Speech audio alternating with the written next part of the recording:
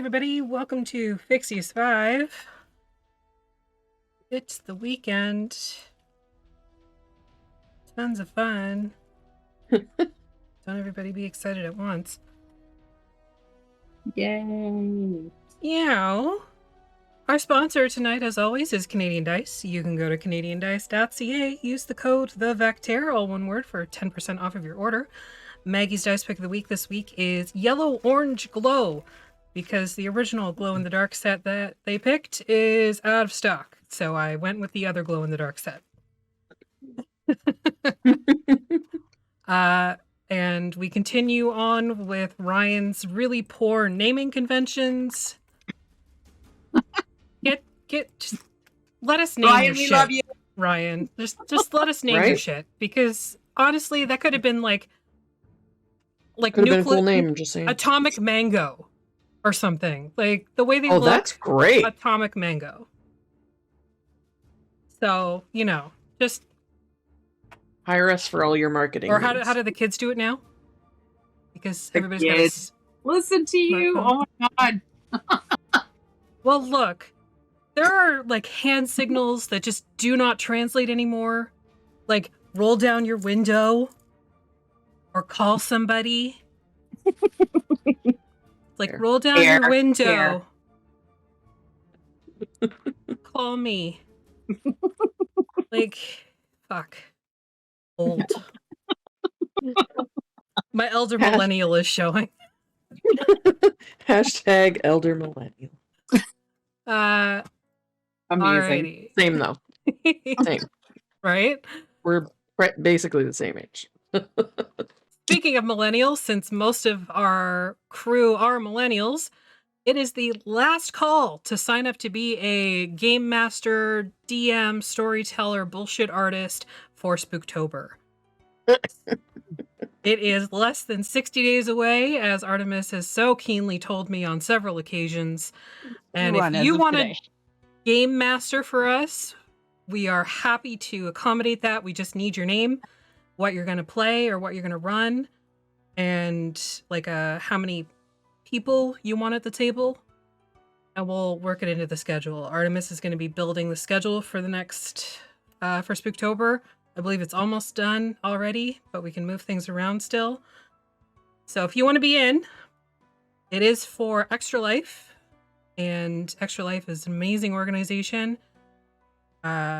supporting Children's Miracle Networks through games. So that's why we do it. That's why we want to do it.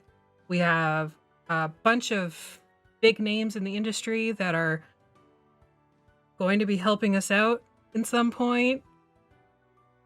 Shh. Secrets. All secrets. Secrets until probably September. Shh. Secrets until it's not secrets. Oh.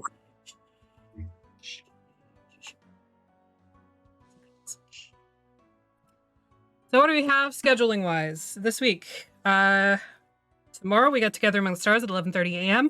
with Alyssa right there. She's going to be on there with Dungeon Daddy Rick.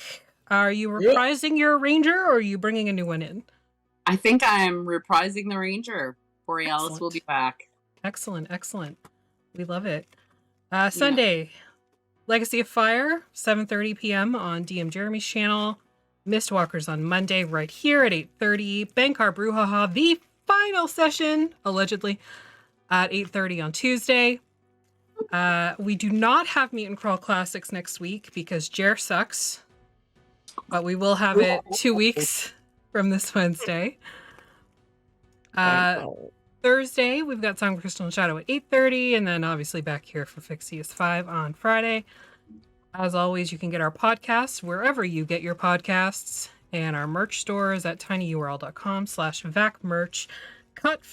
Pause for 2 seconds so the announcements can be cut, because they're not relevant after the week. Okay. Take us away, Artemis. All right. So when we last left off, you guys had escaped Ebonbreak after coming face to face with Rirka for the first time, and she had decapitated the king right in front of all of y'all. And you absconded with the queen to get her to safety. Made your way through town. You sort of checked in with several of your contacts. You checked in with several of your contacts throughout the city, like Jiju, the Blind Beholder, Bilphis, who blew up his own shop, just everybody. And several of them had told you that they were staying behind to sort of make a stand. And you rounded up the couple of people that you could, mainly Kenny and Frank, the chicken vendors, because, we needed snacks. You needed road snacks, so you brought the chicken vendors. And you took off on the Ivory Animus, and you are headed for Drales after Karini and O managed to reroute the ship a little bit, because normally it would be on a set course to Baguna and then to Drales. You got it to skip going to Baguna. And it was during that flight, like during the first night of that flight, that the queen slipped into a coma of some kind, and you have been unable to wake her so far. But we are now on the second morning. Well, it's technically the first morning of the journey. You have about a day and a half before you'll get to Drales, if your math is correct. And there was some talk of maybe bringing the king back. You're still sort of waking up, and that's sort of where we're picking up. Everybody wakes up as the bubble that you had set up in the captain's quarters dissipates for the day. Kenny and Frank are there with you. You just had sort of holed up as a group.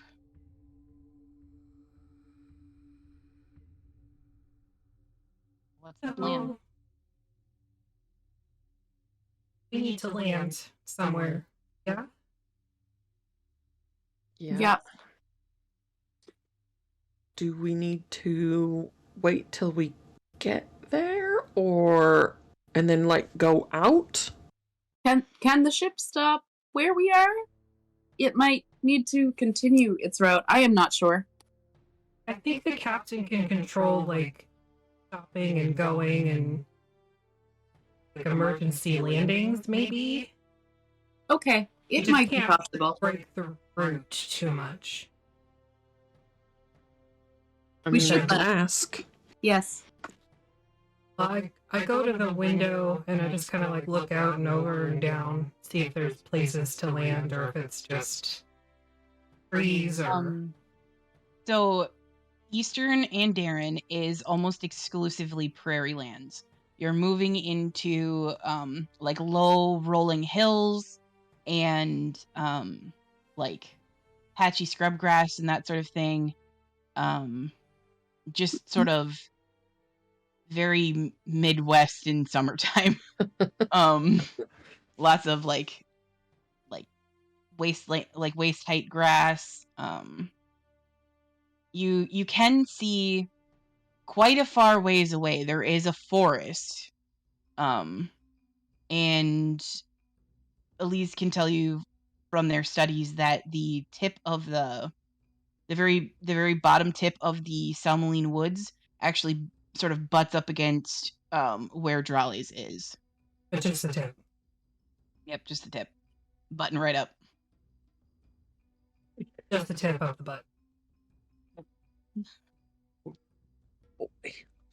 I'll go talk to the captain, I guess, and see.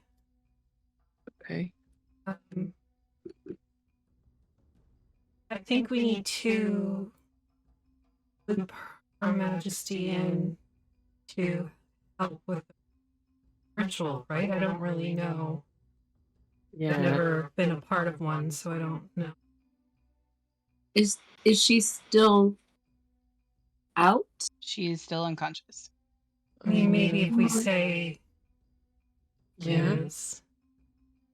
You could tell her, Ram. It might make a difference. Me? Yes. What? Because that's not manner of shit. You have been comforting her so far. She probably trusts you the most, I think. Really shit decision on her part. Still, Well, right now it's really sort of out of her hands. Someone needs to tell her. She may not even know who it is, but if she does, you are the best choice, I think. Okay. Go to where we've kind of tucked her into the bed. Well, you approach and you see that like throughout, because you kept vigil over the night while she was resting, and she is kind of curled up in the bed, almost cat-like, the way she's curled up, the way she would probably be if she was in her dragon form, but because she seems like she's kind of stuck in her human form right now, she just looks like she's all curled up in a little ball.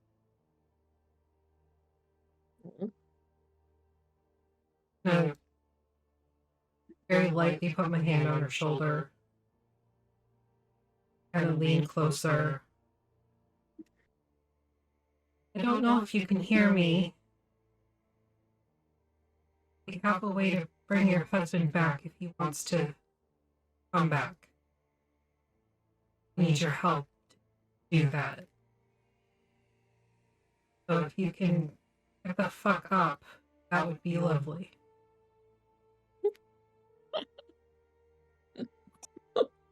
Pad spray on the back. You watch for a moment as her breathing is very level, very steady, and she doesn't stir. You know, I understand depression. I may be a robot, but I still have feelings. I've been in your shoes before. But I need you to snap the fuck out of it. You're a queen, goddammit. Wake up so we can do this ritual and bring your mate back. We've tried a restoration spell already, right? Make me a persuasion check, Ram. Can I make an intimidation check instead? No. Because you are trying you are trying to be gentle about it. 18. Not bad for him.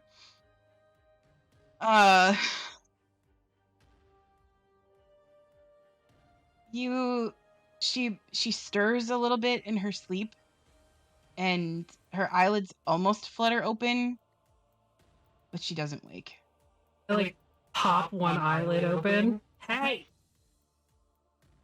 Wake up! You are very shocked to see a slitted pupil looking back at you. Not that shocked. Hey! I know you can hear me. Get off your ass.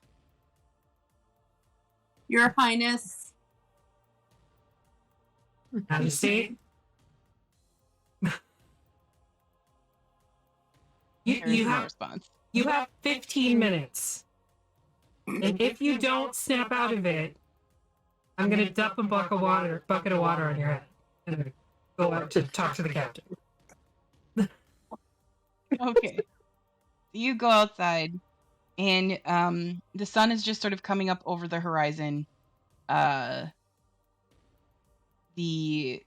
day is warm, and there is a little bit of a breeze, obviously, because you're moving through the air quite quickly. And you can feel the hum of the ship in beneath your feet and stuff like that. And as you're crossing the deck, your brain sort of catches up with itself, and you recognize that hum again. The one that you felt in the city. There's something familiar about that hum.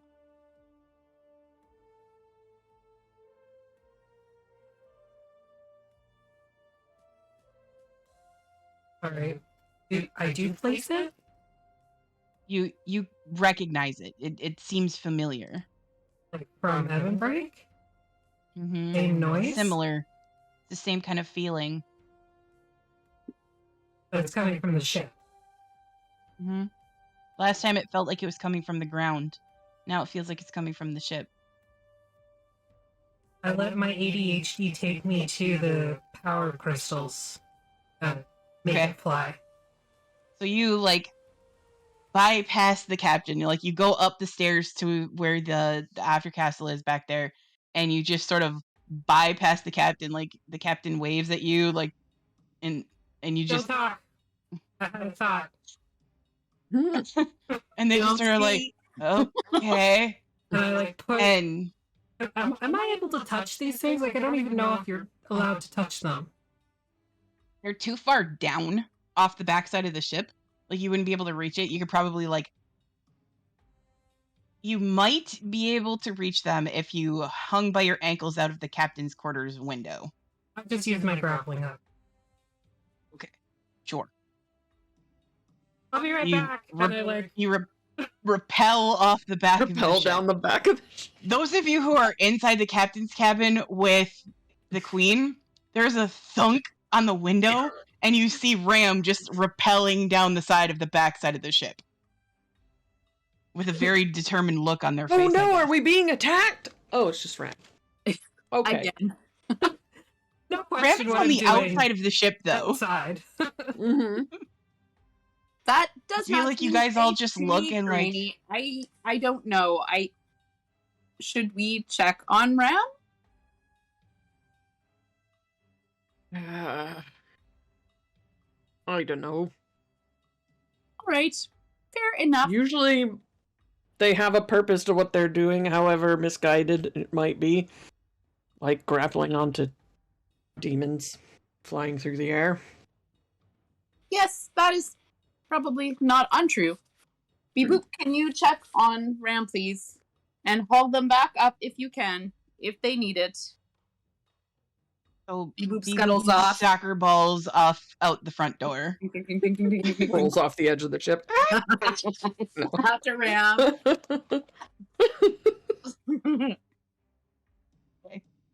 Okay. So Ram, what is it that you're doing while you're back there? I'm... Like, is it actually safe to touch these crystals? Or are they gonna... No, you haven't tried. Blow me up? You don't know. You haven't tried. I feel like I would know, though. For reasons. Make an intelligence check.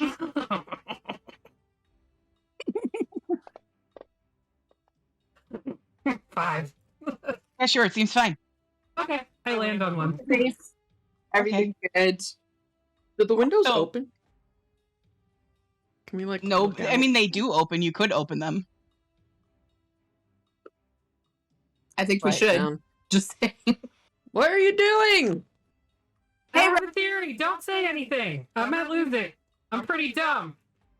The second your metal boots land on the crystal, you sort of are like frozen in place for a second as a vision flashes into your mind.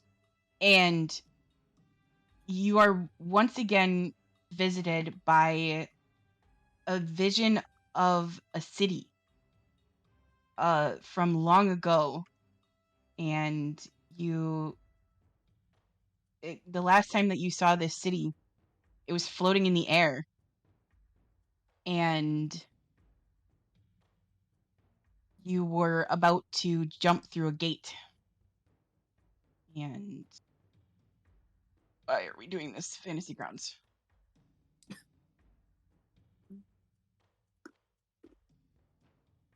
Are you going to go to the rest of the class, please? Oh. Mm. Did it go to you? That's cool. Yeah, I see it. Okay. For once. So, Ram, you remember this city. This was Desphira. It was the last bastion of mortal life in the material plane. It was protected, or so you all thought. And the minute that the armies left to go on that final push, the city was attacked and destroyed. It fell from the sky. Nobody really knows exactly how it happened, but rumors are it had something to do with Rirka. And The crystal that you're standing on feels like something that used to power that city. Gives you the same feeling. Because you had been in and out of Desphira many times throughout the war. And it gives you almost an identical feeling. Like it could be a crystal from that city.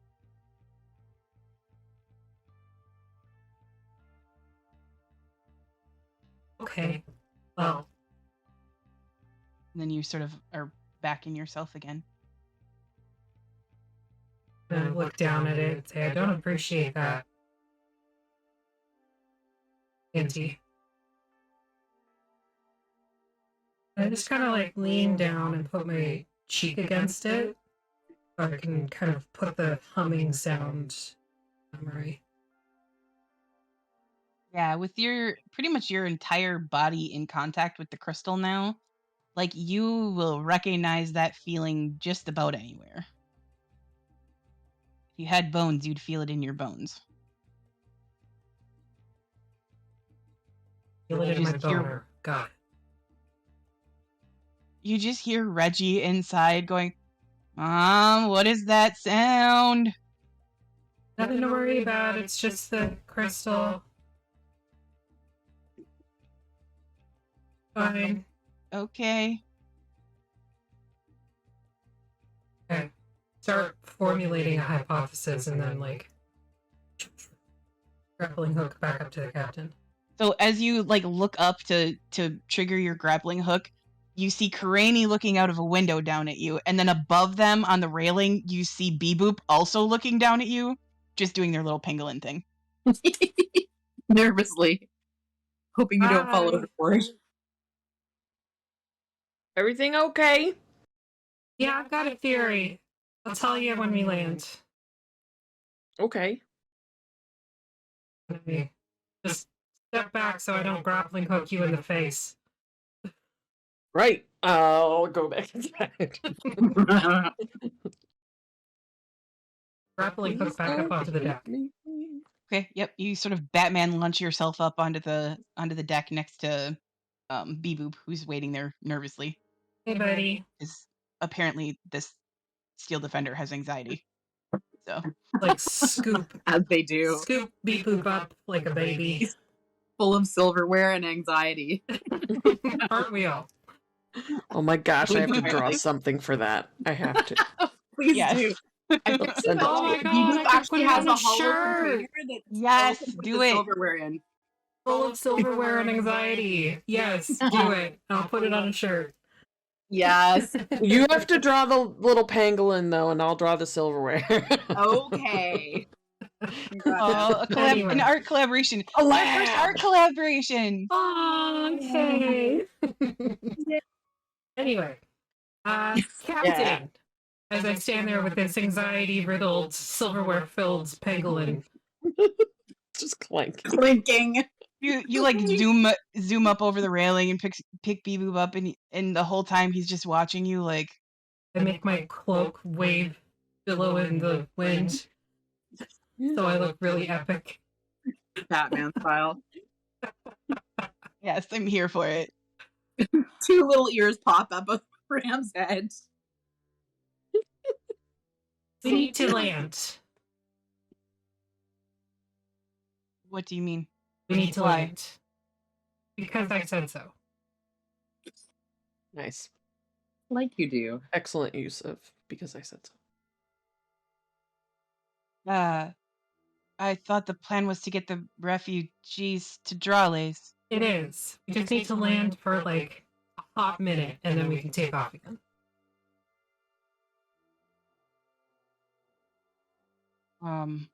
Okay. I can set it down. Okay. Sooner rather than later. Okay, thanks. And I like walk back to the captain's cabin, grabbing a bucket of water on my way. Okay. And so he begins immediately to start descending, and like you can feel the ship is losing altitude. And you probably have 10 minutes before it's groundside. So Ram walks back into the captain's cabin. Pangolin, holding a bucket of water. one shoulder Clink, clink, in clink. one arm. Like he would hold the toddler and the bucket in the other hand. Their tail wrapped around you. Feels like you got us Yep. landing? Yep. Great. Yep. Good work, Ram. Thanks. I'm very persuasive when I just say to do it because I said so. I'm glad that you did not fall off the ship. That was good. Oh, no. If I fell off the ship, nothing would happen. I would just turn into a meteorite, I guess. It'll be fine. Okay. I put the pangolin down and go to the queen. Last chance, Your Majesty, or you're going to have a bath. There's no response. All right, I waterboard her. Okay. You dump a bucket of water on her, and she stirs a little bit, but does not wake. Okay, I sit her up. Okay. And I throw her over my shoulder. Because ladies would be carried gingerly, but if you're going to be a sleepy bitch, then you're just getting the potato sack treatment. So you manhandle the queen. Yep. She's a dragon. She can take it. And she's soaking wet. Yeah, she probably weighs more now. Yeah. Be angry when she wakes The up. rest of you just watch all of this happen? Is that what's going on here? Oh no. Yes. I think so. Yeah. Just be glad her guard isn't here. It's fine. I might We're try her to, guard like, prestidigitate some of the water. now. Oh no, let her suffer. But she didn't wake up. That's fine. Okay, fine. Prestidigitate away. Okay. Now she's dry. Won't rust you either.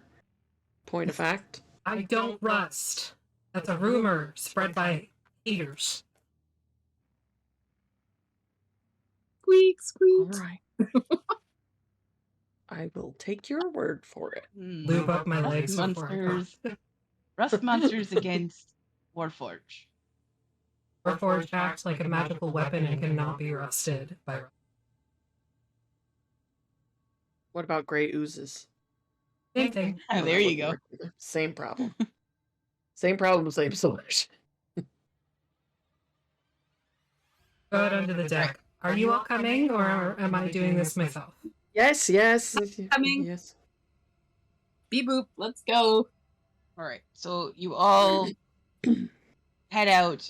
Kenny and Frank are still sitting there, like, very confused. They're not sure if they're supposed to go with you or not. You can come if you want, but you can stay here otherwise. Enjoy your chicken. They just, like, you see Kenny reaches over and he grabs the basket of chicken and just picks it up, and they both start to follow you because they don't know what to do. That's fair. You get the sense they don't really want to be that far away from you guys. Also fair. We're pretty awesome. And you're big and scary, so they'll probably do whatever you want them to. Especially if I say because I said so. Because apparently that works. Except on queens. Tried and tested. Oh, I didn't because I said so, the queen. Fuck. Uh-oh, time to try it now. Could try it. Wait until we land. And I pick up a chair on my way, because I'm not going to dump her on the ground. Not that much of an asshole. Well, we could lay her down. It's fine. She can sit up. She's a big girl.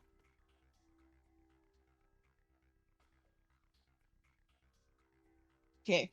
So the ship comes to a landing, and the captain lowers the plank so you can get down if you need to. We'll be back in a couple minutes. Just hang tight and don't die. Okay, we'll do our best. Okay. You can see that some of the other refugees are, like, sort of looking over at you guys curiously, like...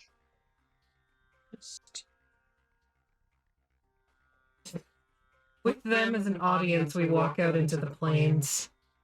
Like, I don't know, 50 feet, 100 feet? What are we thinking? Yeah. Are you trying to like go so you're like Well, behind one of the little hills nearby, or yeah. like you just gonna do this right out in the open? Right we on need you. room for the thing. Room for a dragon, maybe, possibly. Yeah. Ooh. Well, you know that he is a big boy, so Also, we probably don't little want the distance. people on. Well, they saw him flying around the city. It's fine. Okay. They don't necessarily know that it was him, though. No, they don't know he's on the ship either. So, he's not Sure. on the ship. Okay, yeah, Smuggled behind, everything in. like a hill. So hard Yeah. line of sight, I guess. Okay, so yeah, you manage to like walk a little ways, and maybe a mile or so, and you go over a hill on the other side of it, where there's plenty of space, and as you're sort of looking around, you can see, like, sort of way off in the distance, you can see a flock of axe beaks.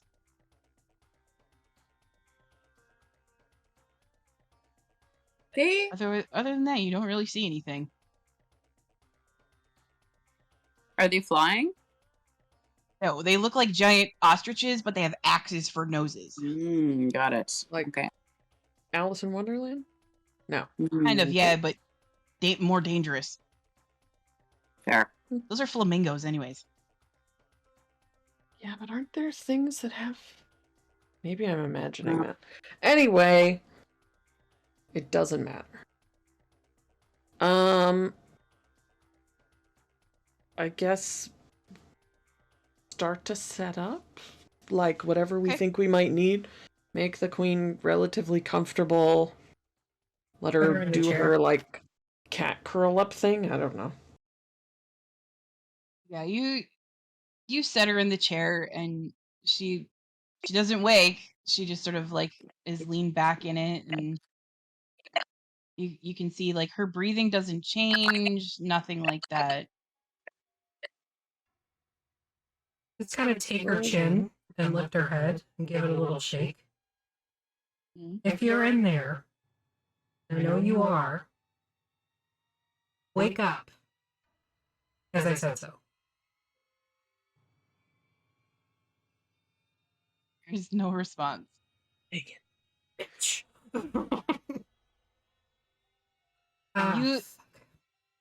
You get the sense, just from having spent a little bit of time with her and knowing her and her history, that she is suffering from a broken heart and is dealing with the loss of a second mate in her life. That is a significant loss for a dragon. They usually don't. Has O ever heard the voice of her mate? Yes, you heard him as he was flying over the city. Okay. So O's going to mimic something that he would have said that they would have heard in his voice. In her ear. Okay. Goose. Yep. Do I need to roll for that, or do I just like... Yeah, make me... I'll say make me a persuasion check at advantage. Okay. At advantage means, like, I roll 2 dice? What does that mean? Yeah, so you're going to roll 2 d20s and take the higher. Okay. So, oh my god, okay. There was a little rolling issue here. Apparently my rolling tray was not on straight. So one of those was a 3. Oh, and the other one was a nat 1. Never mind. I'm not persuading anybody. You do have anything inspiration today. if you wanted to re-roll one of them. Yeah, I think I do. Okay. 19 plus something. Hold on here. Okay, so persuasion would be in skills. Give me a sec. My computer is running slow as per usual. Persuasion is okay. Well, no, it's a 19 flat out because it's my persuasion is 0. So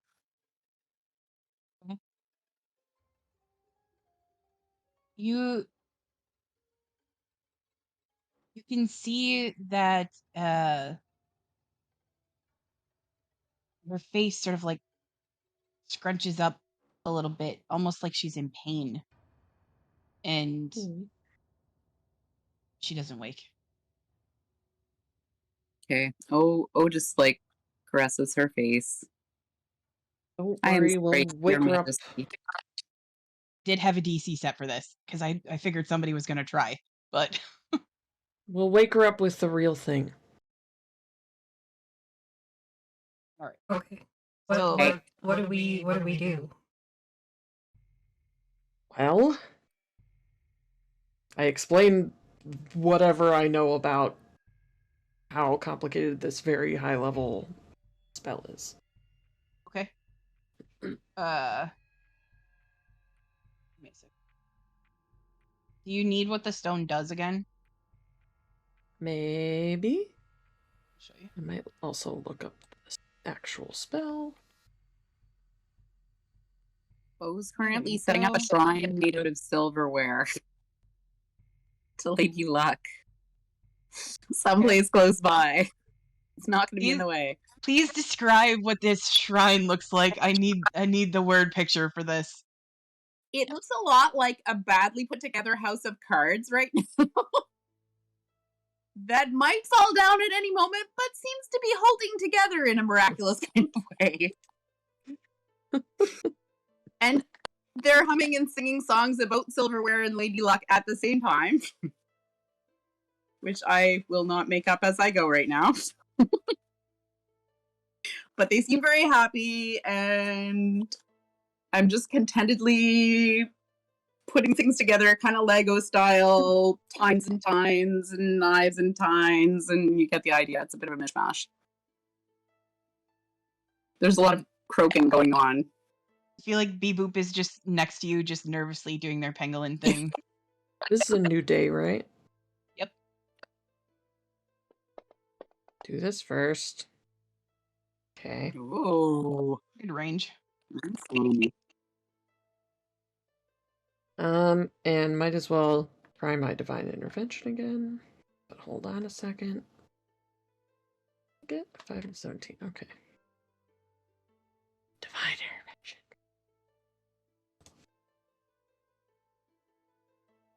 We'll try it. Where is it? Where are you on my character sheet? Roll a D100. Just okay. You have to roll under your level.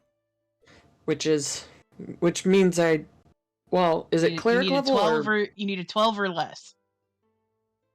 But is it cleric Wait, level I actually don't know if level? it's because you're that's a good I question. don't know. Multiclassers. Let's go one. What's wrong with you? Okay, so I just need more spells.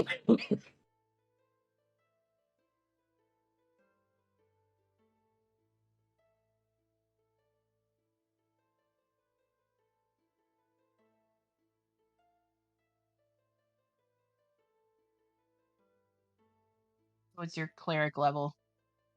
Okay. So 10 or lower is what we need. Oh my goodness. Close. Almost. 21. Okay. As a second there, I thought. I tried. Might as well try. Because I have Flash of Genius, right? So I could. That wouldn't help in this situation. Yeah. Okay. This one, it's a percentile thing. So Yeah. it needs to be a low number or it doesn't work. Wow, the Everlight didn't come through. I am shocked.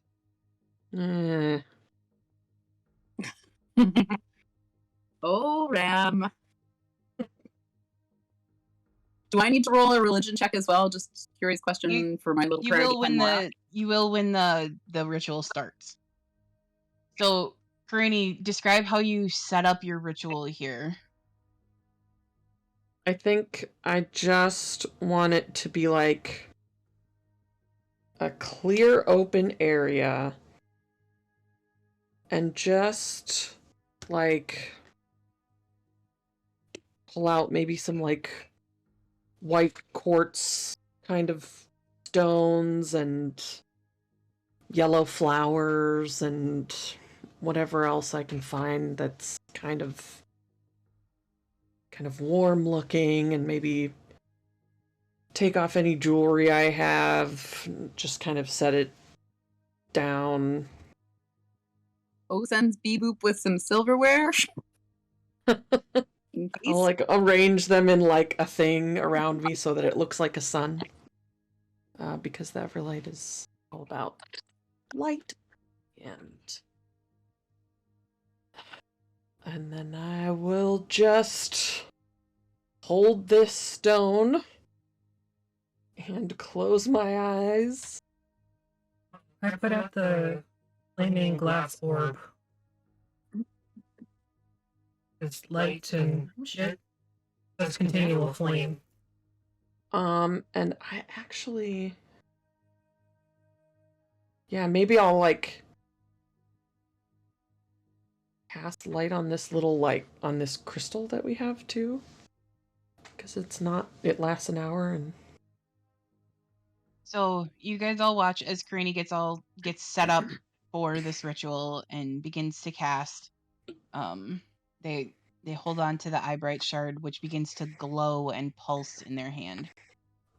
And light sort of spreads out from it to encompass the area that you're in, where it blots out any shadows. There's no dim space in the area. It's almost hard to look at Karini. And so this is where we're gonna bring in your skill checks. So Karini is casting the ritual. That is their sort of contribution to the ritual. I need 3 different skill checks from the other people. So Ram, said that they were praying. One of the other 2, as Karini concentrates on this spell. So how do you coax the king's soul back into his body?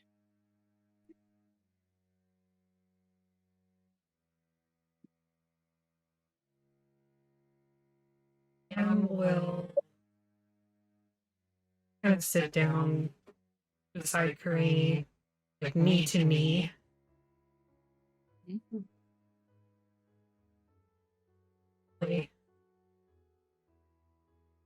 Believe in the god, or like knows the gods exist, but doesn't put her stock in them. Mm-hmm. She's just sort of rolling the flame orb back and forth between her hands.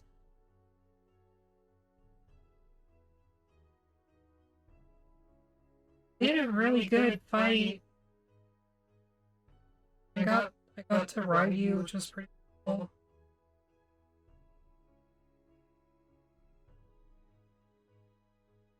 Do that again, and kill Ruka. Good bitch, and having a big ass awesome dragon on her side.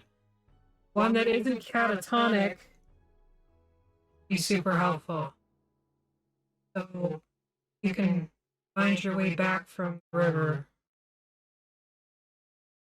That would be really, really nice. And do it because I said so.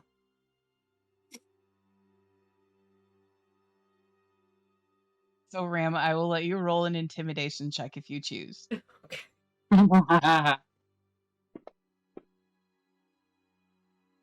26. Okay. Back over here. What the DC is as we go through this. Okay.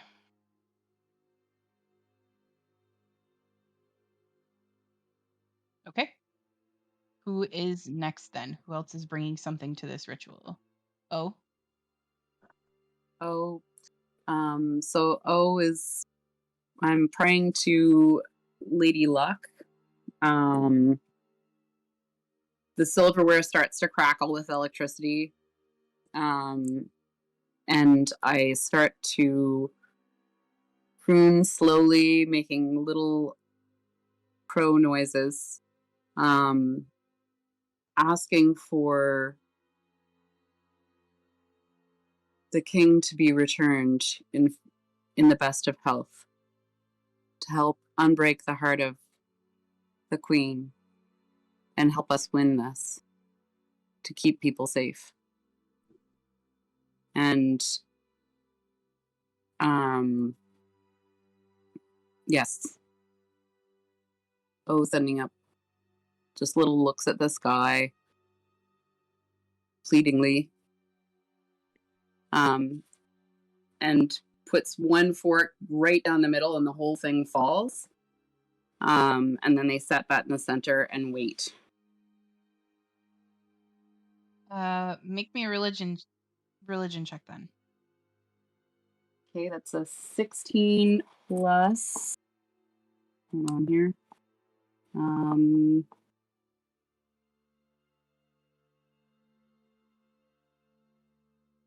16 plus 4, so a dirty 20. Okay.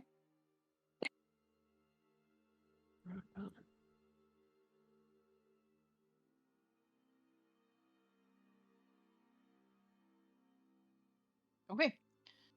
And then who's going to do the last one?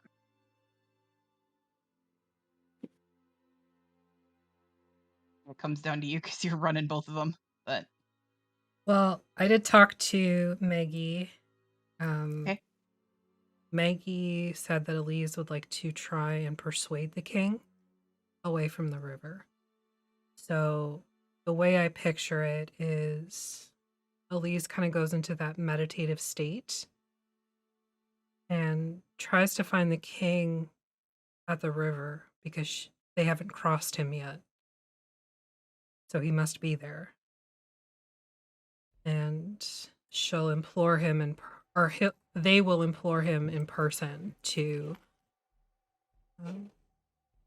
come back because Rirka is unnatural and he was not destined to die yet. If Rirka had been taken care of by their predecessor, then the king would still be alive. But because this undead thing has been allowed to survive for the last 2,000 years, the king died, and it wasn't his time. So those of you that are watching, you see Elise has their lantern in their hands, and they're focused on the flames in the middle. The purple sort of dances against the glass, and that sort of black ichor that sort of leaks from them when they use their powers begins to just slowly drip down their face, from their eyes, their mouth. You see it from their ears, and Lise is drawn into the river and is standing on the white pebbled shore. And there's Elise can't see them, but they can tell that they're there. They don't have form. It's just sort of a light that they can see.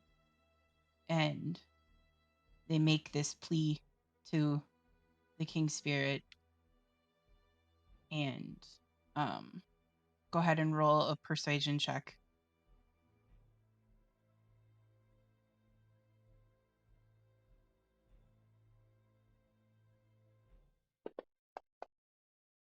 Natural 20. Or 30.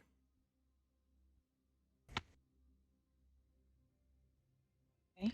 There's a final roll, right? Yep. That you have to make? Yep. Yeah. Is so it... the way that this ritual works is that the DC is set at the base DC is 10. It goes up by 1 for every time that this person has been brought back to life. So somebody like Aster or Lise, they would start at base 11. Right. And then every success lowers the DC by 3. Every failure raises the DC by 1. Okay. So far, you've had 3 successes. Here's a question. Mm-hmm.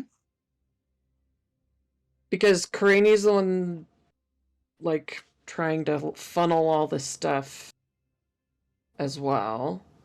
Mm-hmm. Can she use one of her divination rolls to make sure it works?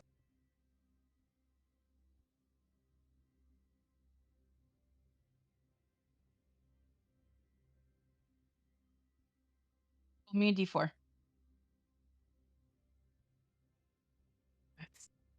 It's scary for you to ask me to roll something other than a d20. I don't know why. Oh, it's a 4! Is that good? It's a high number. It's the highest one.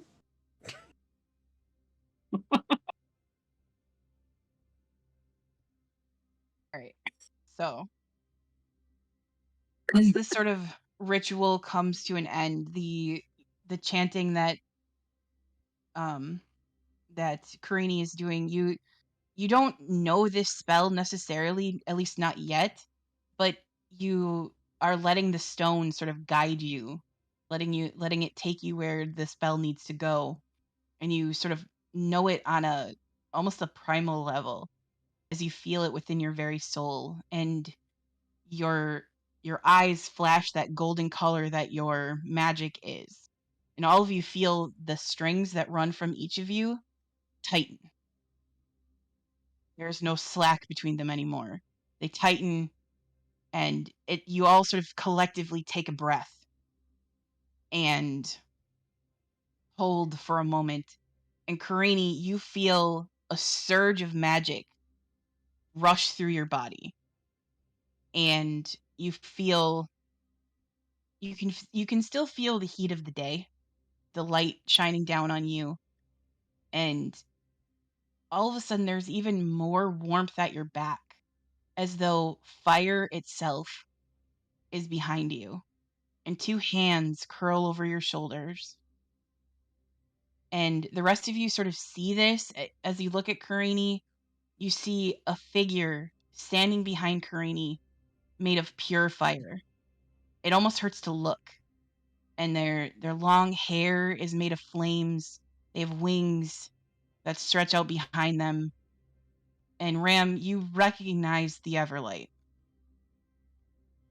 Having seen her once before. You recognize her. And she wraps her hands over Karini's shoulders. -10 penalty. No. She wraps her hands over Karini's shoulders, and you can tell that there's some sort of exchange that happens. And you feel a pulse through the threads that bind all of you together. And you're all sort of gathered in like a loose circle. And in the center of this circle, you begin to see a small breeze picks up, and dust begins to swirl in a circle and go faster and faster and faster until eventually a fully grown ancient dragon stands before you. And he sort of tilts his head, looks at all of you curiously, and sneezes. Oh, right in the face. Your Highness, welcome back. We are glad you're here. He looks around at all of you, and Karini, you're sort of jolted back into yourself.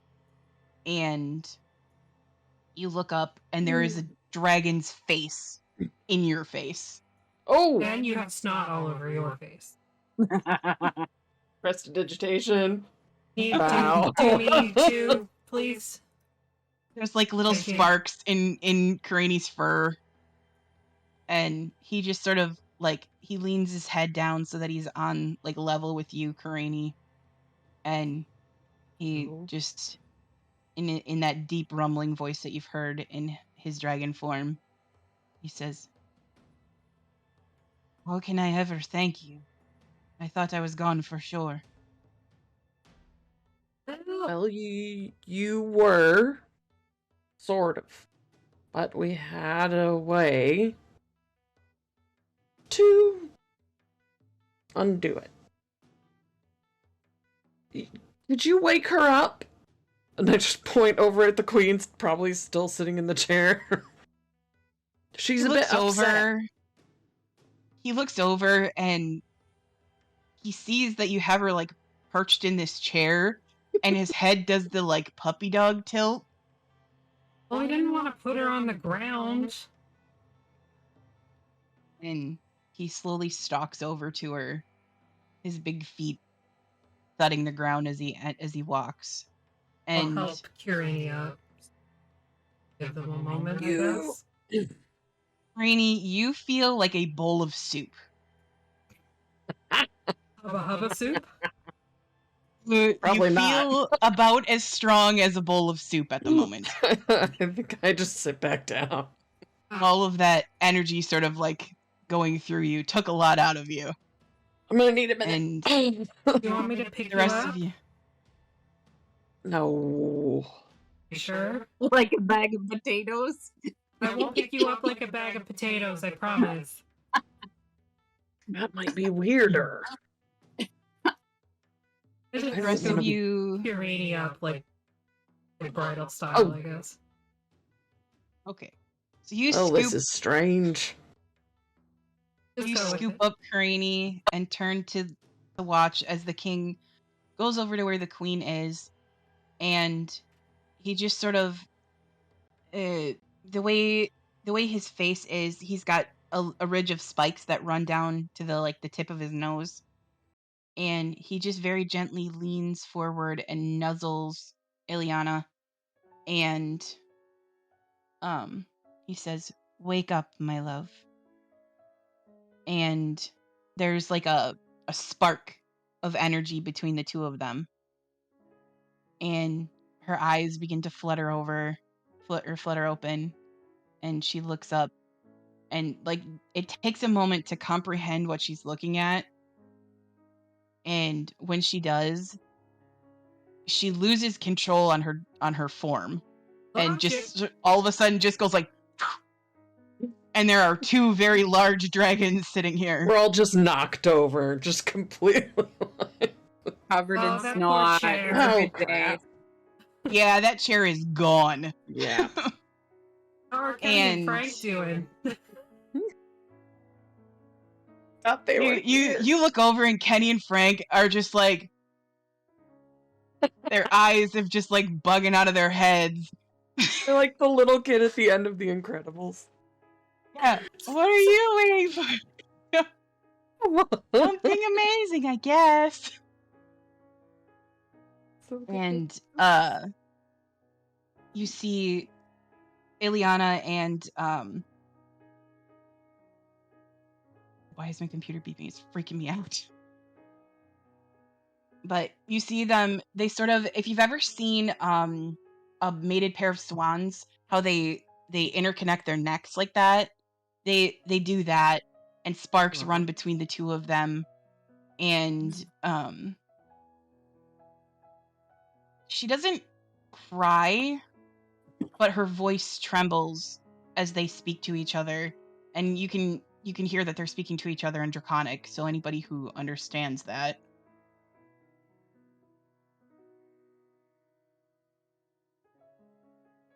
The pastor understands it. Okay. Leader in chat yelling, "Swans are assholes." I have...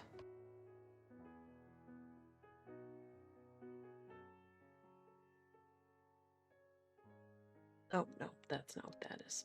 Never mind. Okay. So Aster understands them and hears them just reassuring each other that, obvious that this is real. Ileana is asking over and over again, "How is this possible? Is this real? This isn't real. It's a dream." And he just reassures her very calmly, nuzzles her and reassures her over and over again that it's reassures her over and over again that he's there, and that she's not mistaken, and that you all have saved him. And she sort of turns and looks at all of you. "How can I ever repay you?" Well, we didn't just look to the others kind of helplessly, like, I don't know. For now, let's not even think about that. Let's just worry about going elsewhere so that you're safe. Yes, you're together we need to go.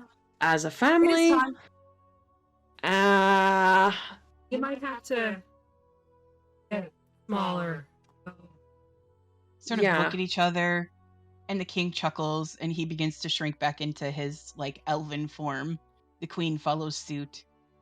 Could I have a chicken wing? And also... And he just hands you one.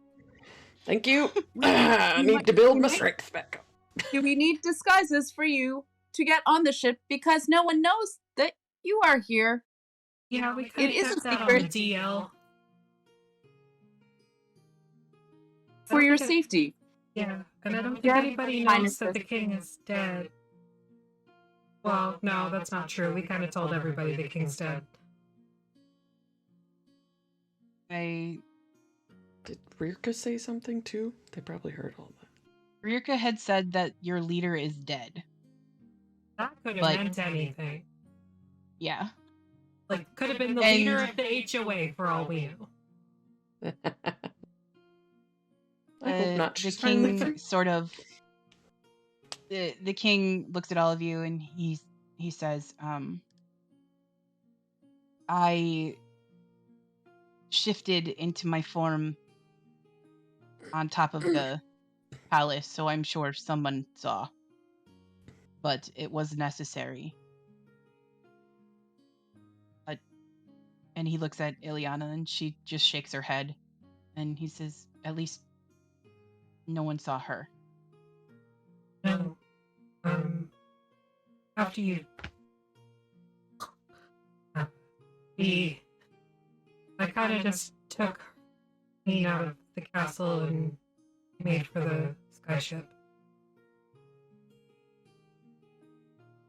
You know, we've got some extra clothes and stuff, so we can just bundle you up and make you look like refugees too. I guess you kind of are, but yeah. I guess technically the chicken folk know that. Well, they make great food if you need any. Yeah, Axe speaks. No, I mean the Kenny chicken and Frank vendors. who are standing there still. Oh, They both just sort of are like standing there, and you mentioned right. chicken, and they both just go, we won't tell anyone. Honestly, I don't think anybody would believe us even if we did. Well, there you have it. Perfect. That is good. Their chicken's really good, apparently, from people who actually eat. It is very good. King Spicy, sort of looks at if you need it. So King Asir sort of looks at all of you, and he says, "The city. You said it was lost." What? It's a little odd, as when we left Rirka, we couldn't see her anywhere. The city is in trouble, though. Sure. There were a number... Go ahead. No, go ahead. I was going to say there were a lot of folk that said they were going to stay behind to try to fight or help or... Having met several of our citizens, that doesn't surprise me. Yeah, I would have done the same, but I kind of had Queenie here, and I figured. Ileana comes over, and like she comes over to you, Ram, and just sort of like She puts her back. Sorry. She puts her hand on your chest plate, and there's almost like a little bit of a spark when she touches you, and it doesn't hurt. It's just a little like I'm being dramatic, just a little. So she's nice to Not the boob. She just like she looks up at you, and like you can see her gray eyes are just sort of like just full of tears, and almost like she doesn't dare quite believe that what's happening. But she looks at you and says, "Thank you for protecting me." No problem. Sorry for the waterboarding. It's exclamation point, add quote, and then space, Thank and then whatever you want to add. Great. Thank you. The king says, if Ebonbreak is captured, that is problematic for more than one reason. Yeah, I was gonna mention that, and then we just kind of got distracted. Is that thing able to fly? No, the city itself is not able to fly, but it is What? It is built on the bones of an ancient city. What? Yeah. Okay, that tracks. The ancient city can fly? It used to. Oh. What? Is that why you were rappelling down the side of the airship? Yeah. Both the king and queen just look at you. What? Ram is Rappelling down very an airship? dedicated. They are dedicated to help you. I had a thought, and I needed to follow through with it, and I needed to get close to the crystals that make the skyship go boom, go vroom, in order to do that. Or boom. Or boom. If you kick them hard enough. Probably. The crystals are leftover pieces of the city. They're leftover of what used to keep the city aloft. We split the engine up into 4 pieces. And made these skyships. Oh, that's where they went. Okay, that makes sense. There's one beneath the city still. Interesting. It sort of ties all of them together. It's why all of the skyships return to Ebonbreak. It's why Ebonbreak is named Ebonbreak.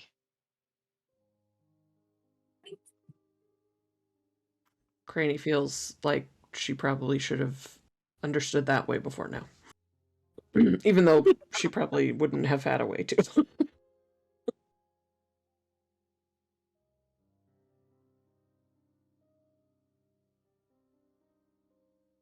That's why it would be Rirka's first place to fuck around and find out. She would have been drawn there. Yeah. The rumors are true. She's the reason it fell out of the sky in the first place.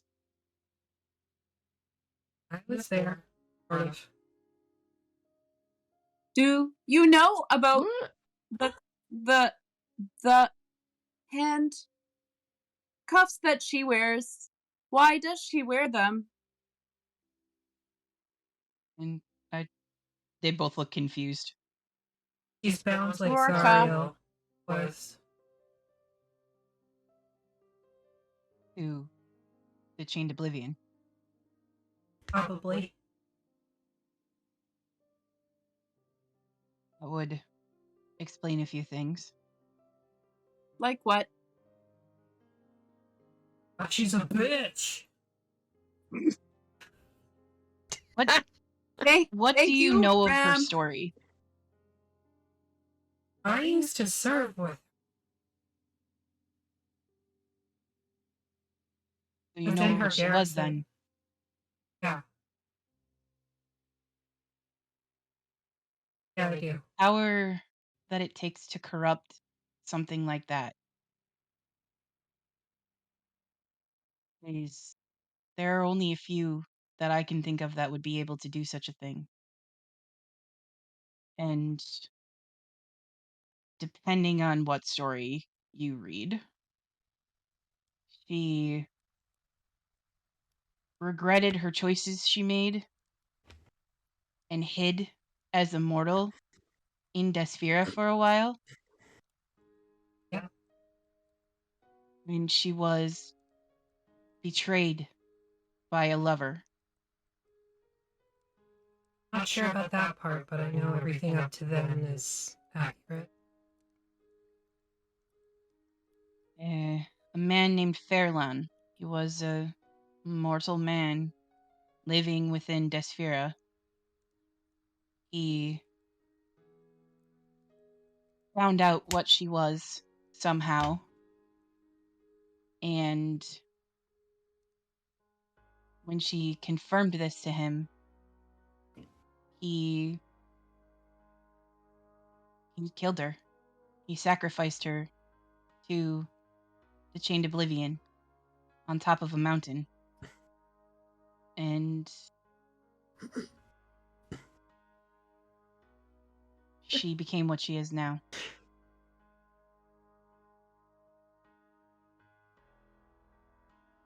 That is a very sad story.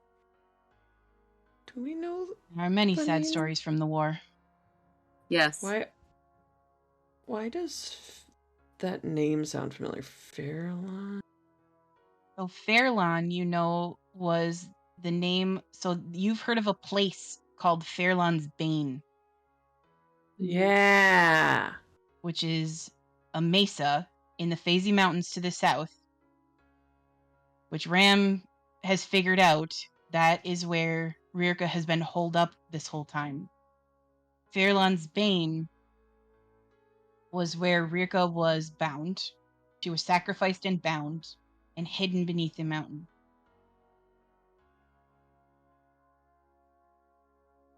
And Ram's people, when they stayed behind, were set as sentinels there to watch over the entrance. Okay. And because they were removed from their guardianship over the years, she's free. Loose. Is that just something that I know because I sit here every week, or is it because, or is that something Ram would have shared? You guys have almost all of that information. Okay. Yeah, you guys have most of that information. I just want to make sure. Yeah. Like Ram, it's all sort of coming back to you now. Like you remember why you were set there. You're the group of you that decided to stay behind when Primus left you behind as sentinels.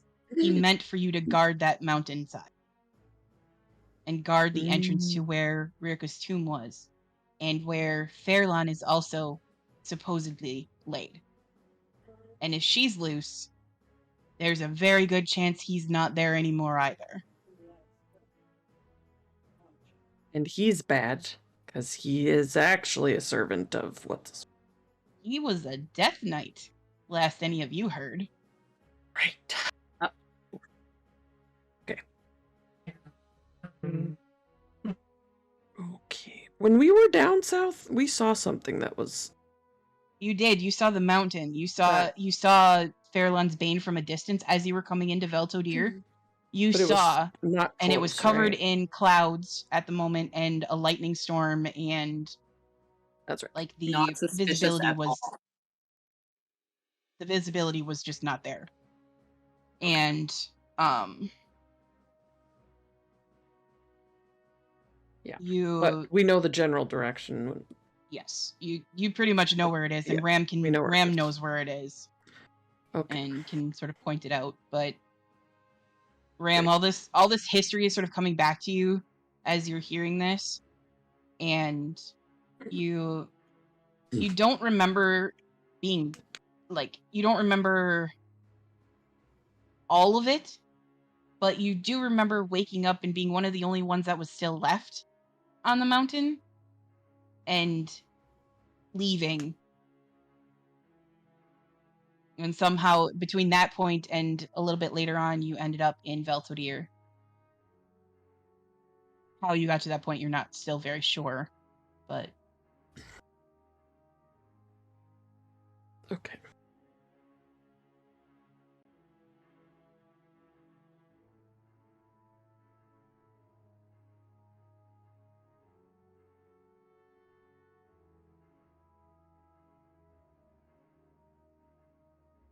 Sort of gravity of the situation sort of washes over everyone. And you realize that Tharizdun now has 2 of his generals back, and you don't know where one of them is. Or where either of them are. Yeah. We at least know where one was most recently, but... Oof. Well, that's just behind the 8 ball. I think we need to keep... as much as I wish we had more that we could do than this, I think we need to keep finding these things and try to prepare for I don't know what. Should we get back to the ship to start the preparations and get moving? Maybe. Yeah, wasn't one of the things in the city we're going to? Or near there? Kind of looks at all of you. Where are we going, by the way? Ah, yeah. Oh, good. The elves. They have quite an army. We may need it. Convincing them to help might be difficult. Well, thankfully we have a royal envoy. I just make like a really shitty flourish gesture at them as I'm pulling out clothing for them to change into. Okay. You did say you have family there, right, Your Majesty? I have an uncle, I guess, there. An uncle or an uncle? He's kin in the sense that all dragon are kin. That is better than no uncle. Well, if we have to punch a bunch of elves, we're going to punch a bunch of elves, because we're on a mission from the gods. I mean, I feel like we could persuade him, right? Yes, I think so. As Clarity always said, persuade them with knives. Well, if we could avoid that, that'd be... Or talking, Ram. As you... Go ahead. I'm not good at talking. I feel like they might be better persuaded by talking as elves, but I don't know these elves, so maybe not. I don't really know. Wait, what kind of dragon? Do we know this, Uncle? No, I don't know. I don't know that any of you have ever met him. Okay. I know that I have not. I've met a lot of dragons in my time, so maybe, depending on how old he is. Old. Possible. There was a dragon that was often about. Oh? Yeah. I gotta find it. Most of our kind tends to stay to the elemental planes. And they sort of look at each other with like sheepish grins and say, we have a soft spot for mortals. Torvan. Is a frost dragon. When you say his name, Asir just starts laughing. And he says, that old coot. Coot. So not him? No, but of similar size and age. Okay. Torvan around again. I would love to speak to him. I don't know. I haven't. It was just a memory from the war. He used to be there, and he was there during the final push. Was he a coot then? I only talked to him briefly, and it was a lot of yelling and He had a reputation of being eccentric. Did you punch him too, Ram? We love that word. No. We love that word. He was on our side? Okay, but... So, we'll be the elves, and, Punch the elves? No, that's what you said. Oh. I was just checking to see if you punched also the dragon who was on your side. That is all. I was curious. Oh, I see what you're saying. Okay. No. For the most part, he was in the air. Good. That is good. And I didn't have reason to punch him. Well, that didn't stop you from getting up there the other day.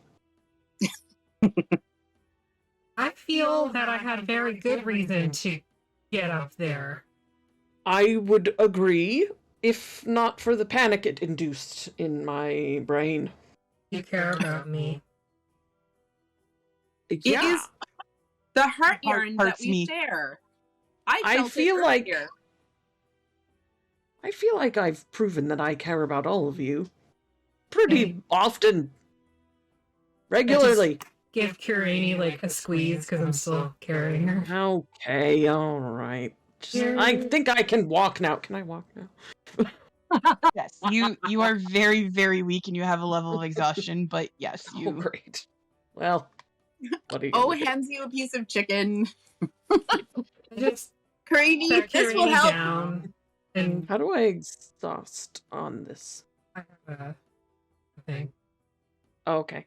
I just kind of like keep you held up so that you're not. I'm fine. I just disappear for a second.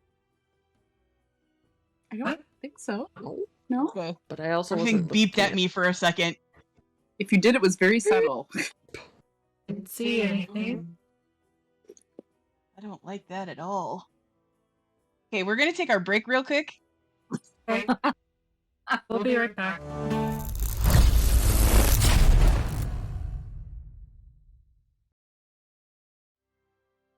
Whoa.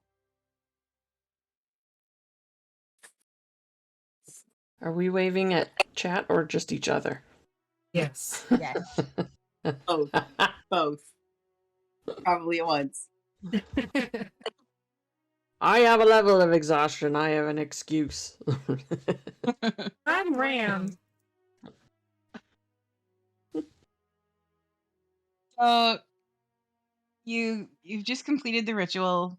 The king has been returned, and you are throwing clothes at them so that they can not look like royalty at the moment. Poor.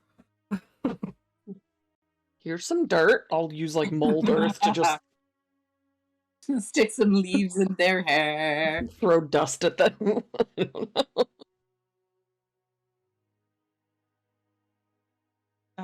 Just a couple of poor peasants, no big deal. Had to meet some friends in the woods.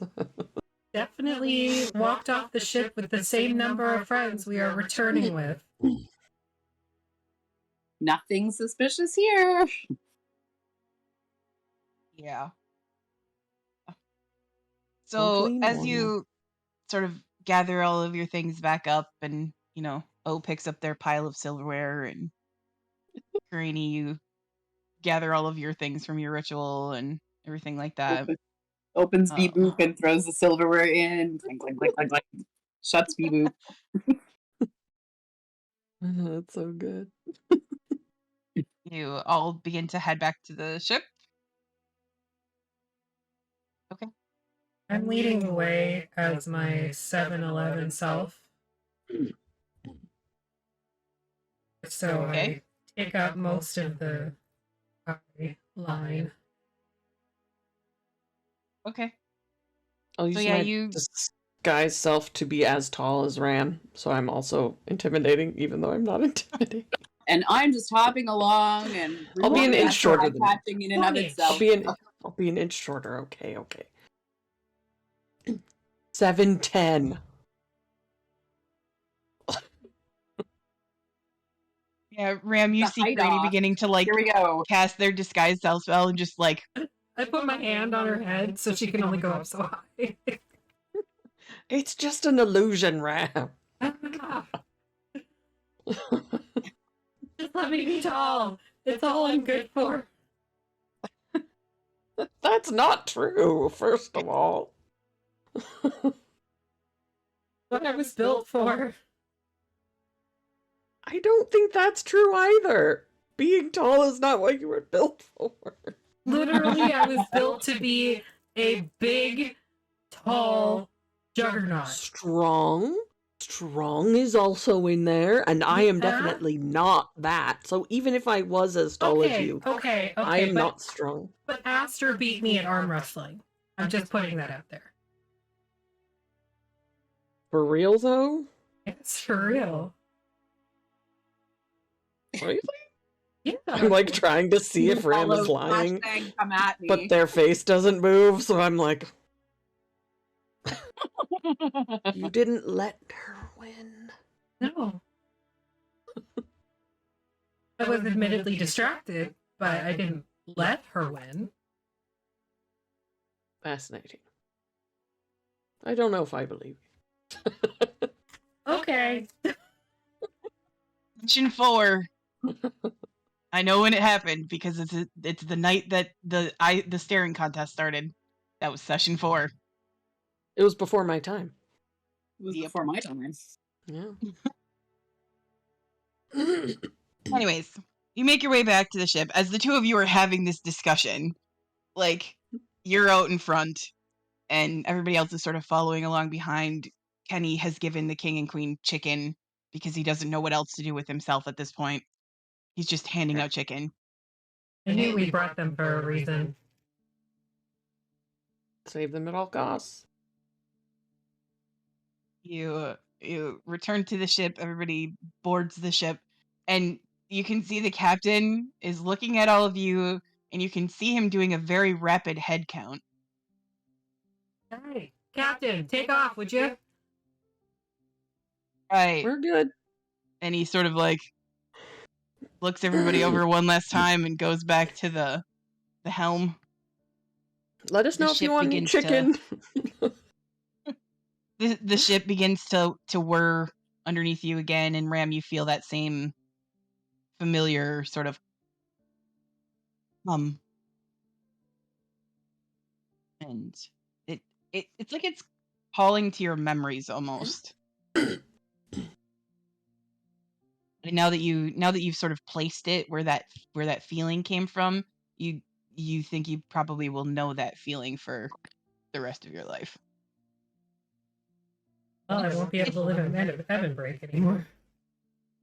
It's a feeling of home almost. That the humming, like a lot of the technology that went into keeping Desphira afloat actually came from Mechanus. So the feeling is familiar at least.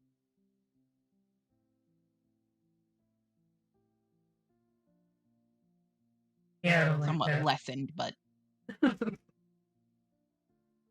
well, Karina did offer you a place in the village, so there's that. But the ship takes off and goes back up into the above the clouds and continues on its way. And you guess you've probably got about a day's journey or so before you reach Drales. The king and queen, they go into the captain's quarters to sort of distance themselves from everybody just so that nobody recognizes them right away. Kenny and Frank go with them. Just a little you just tell like they have no idea what they're supposed to be doing with themselves, so they're just like following along. I just want them to be like accidentally become best friends with the king and queen now. Just like, well, if you need chicken, I guess. Yeah. All right. So, is there any sort of like conversation or anything like that that you want to have before you get to Drales? Now that you have a little bit more information about what's going on.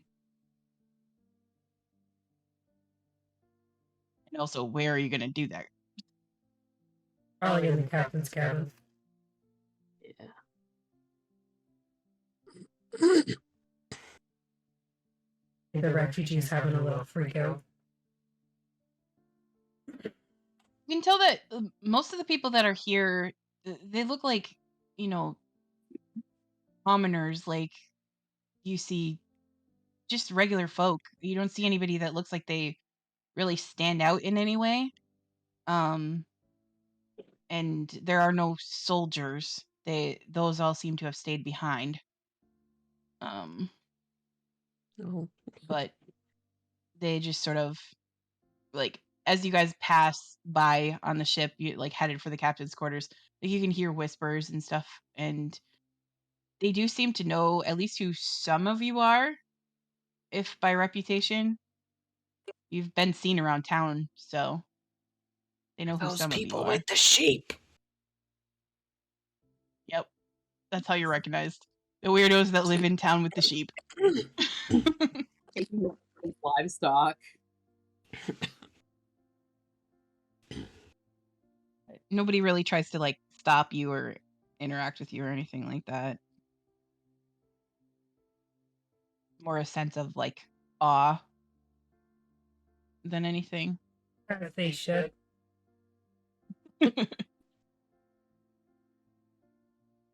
You return to the captain's quarters. No canoodling. This is a shared space. Sit down. King and Queen are just, like, holding hands and just kind of look at each other and, like, okay. Look, I've traveled with married couples before. The same. Married couples that came back from the brink of death. Just saying.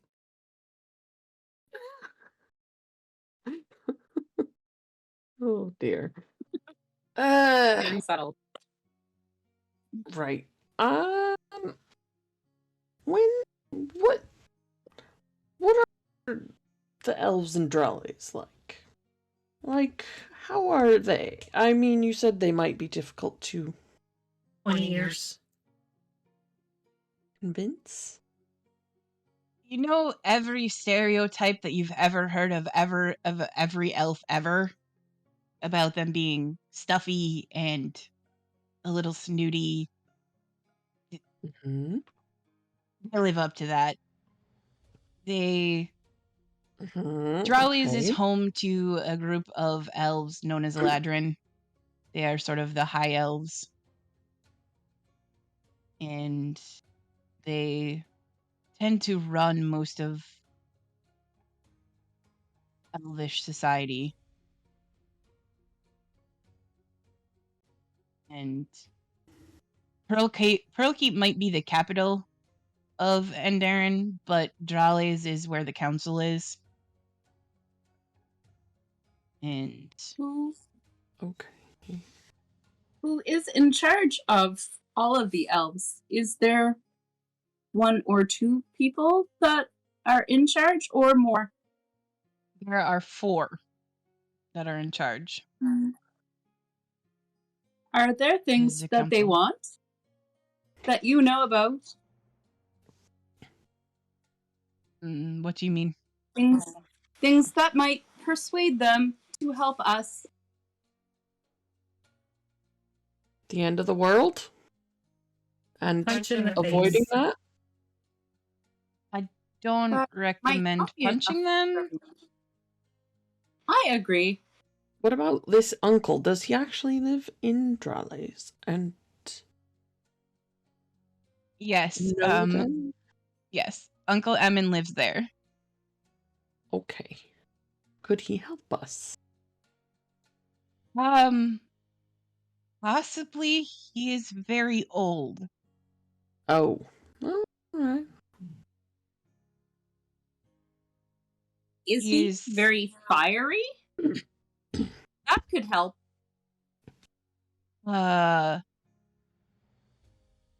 Yes, in a way. Okay. Do you think he would help? Us? If he can, he will, yes. All right. All right. And the rest is sort of, we have to convince a bunch of sort of very stuck up, important, ancient elvish folk to help us save everyone. How big is their army? And Darren hosts the largest army on the continent. Right.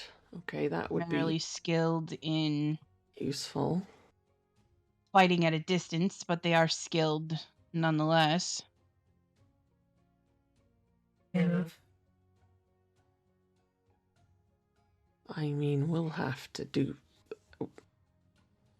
have to recruit so many people, right? I mean, to deal with all of it. It's a lot.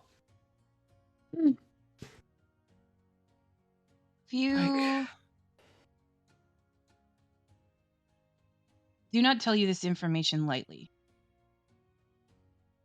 but it seems desperate times, End of the world. No big deal.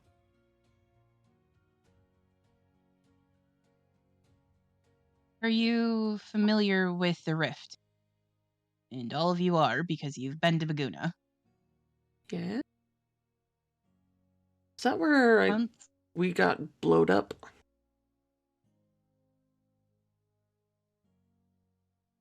No, you didn't actually go to the Rift. You heard about the Rift though.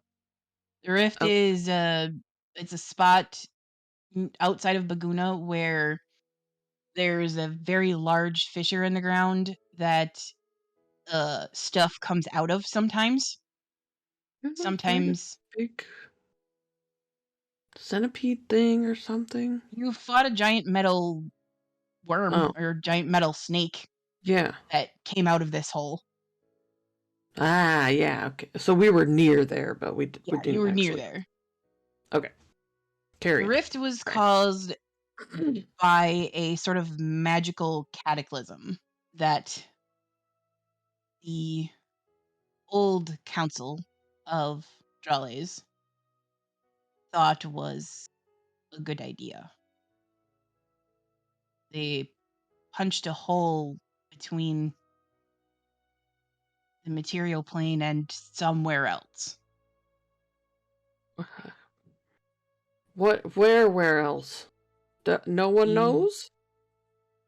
Nobody really knows because those who performed the ritual didn't survive, and the things that come out are different every time. Not from any one particular plane. It's almost as though a piece of chaos is venting itself into the material plane. And the old Elven Council is the one who's responsible for this. Could use that as leverage, if needed. I would use it as a last resort. Okay.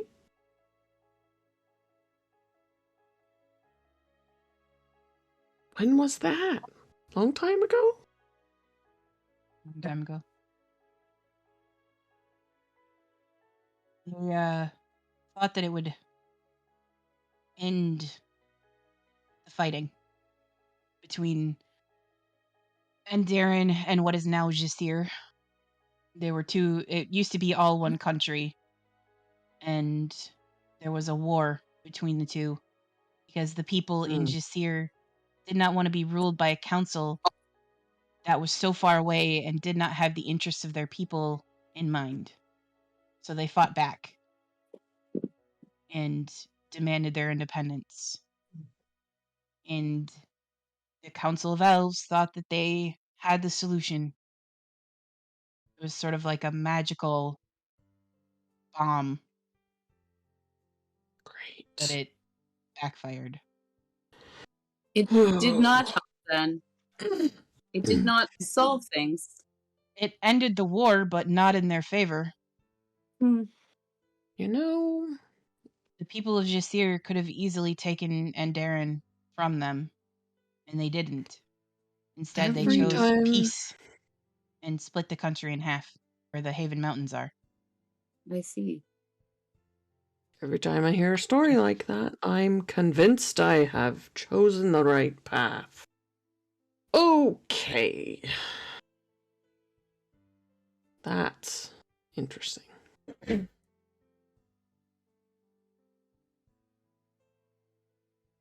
Fighting is inevitable. Yes. There's going to be one asshole that's like, most people don't fight? Good, easy target.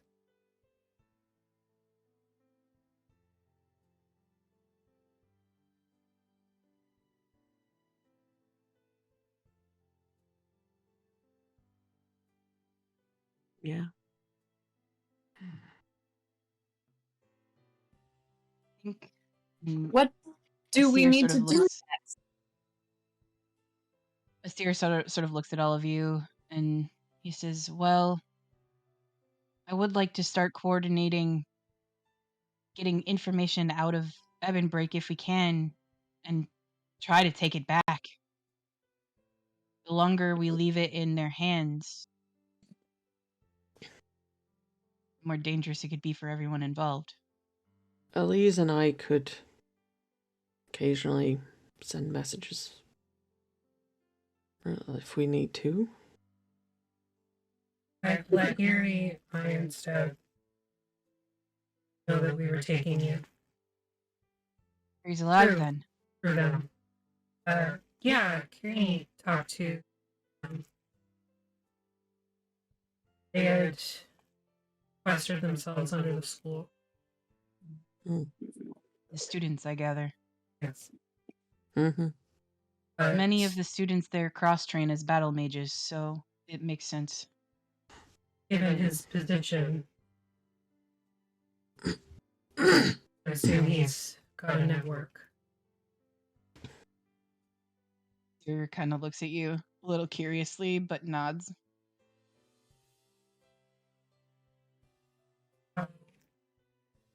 He's in the loop. He thinks you're dead. I think we should keep it that. At least for the time being. Less people, the better. Mm-hmm. Suppose I would need a new name then.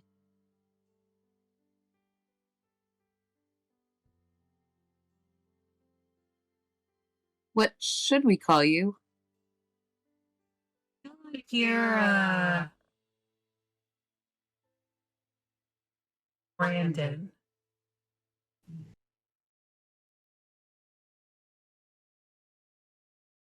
Sounds it out. Brandon. No, I don't think so.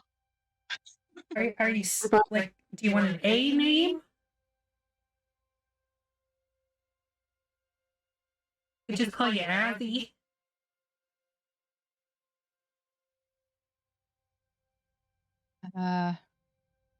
Or a nice name from my heritage would be Dragon's Roar.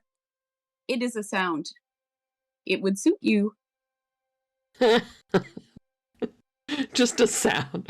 The artist formerly known as the king. It's just like a symbol or something. Okay. How about something simple and easy to remember? Gary. It's Oh, we both said something completely different. I love it so much. It's so bad. I think Azzy is the good way to go because it's kind of like your name, so you're still going to respond to it. Mm. I hadn't thought of it that way. If we just came out and went like, "Hey, Joe," like, who the fuck is Joe? Very well, as it is. Great.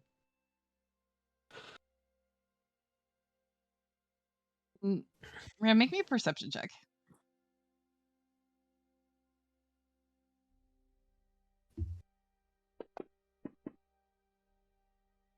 $18. As he sort of agrees to this new name, it's just for a moment, but you sort of are glancing around and you see almost a ghost of a wire to him.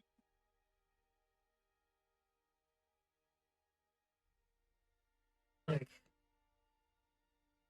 swirl my finger in it.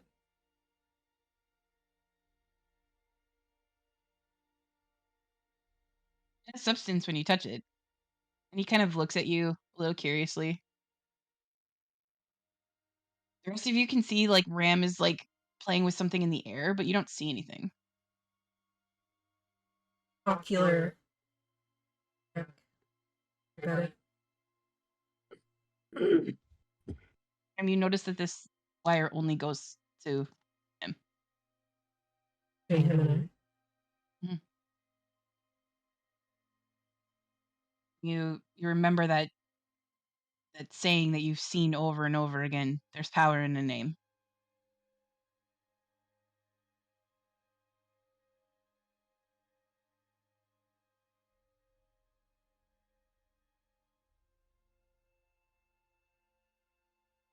Name the king, bitch. The king namer. I know Ram needs another title. I don't have any titles. What are you talking about? Damn. You have at least one. The knitter. It's like Warforged. Yeah. It's like Elise's the sneeze. You're the knitter. Yep. Sound like Mystery Men superheroes. The knitter. The sneeze. Well, now we all need an alter ego now. A ridiculous alter ego. Oh man. The short one. That's Grady.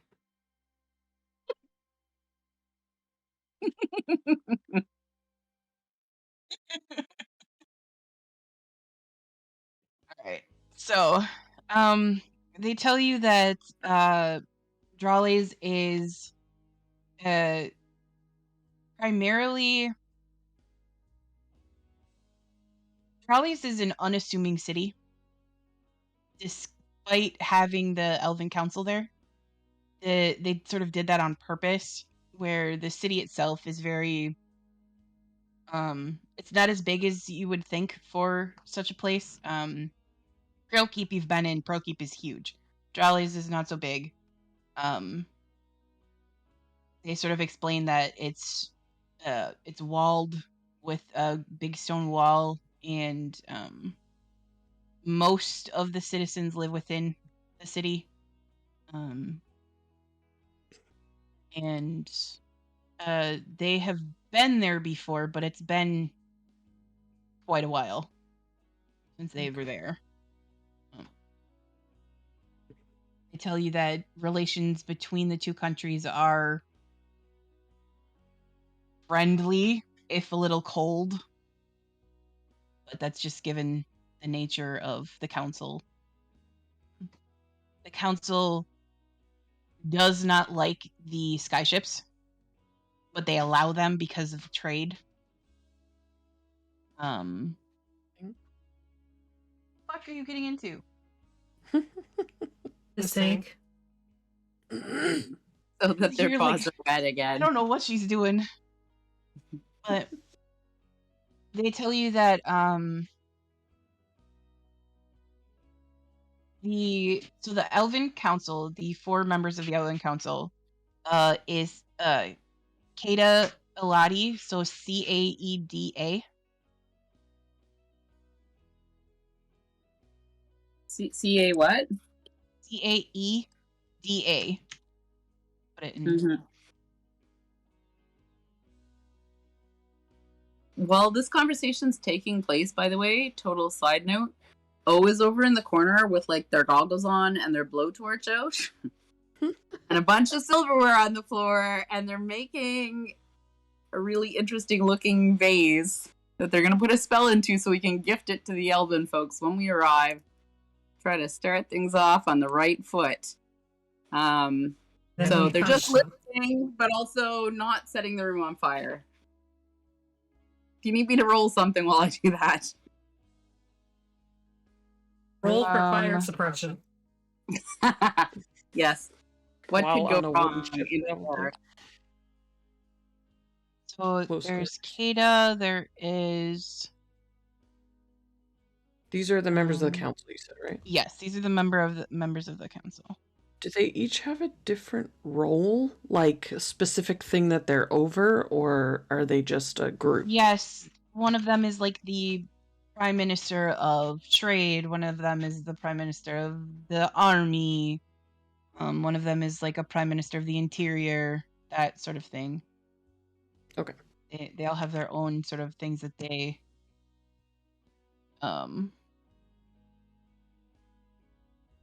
manage within the society within Andaran.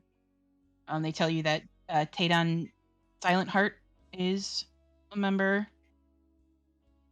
He is the Grand General of the Andaran army. What's Caeda? Caeda is the Minister of the Interior. She oversees all sort of internal trade.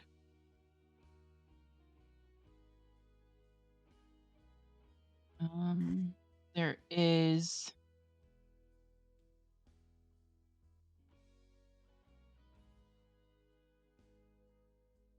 There is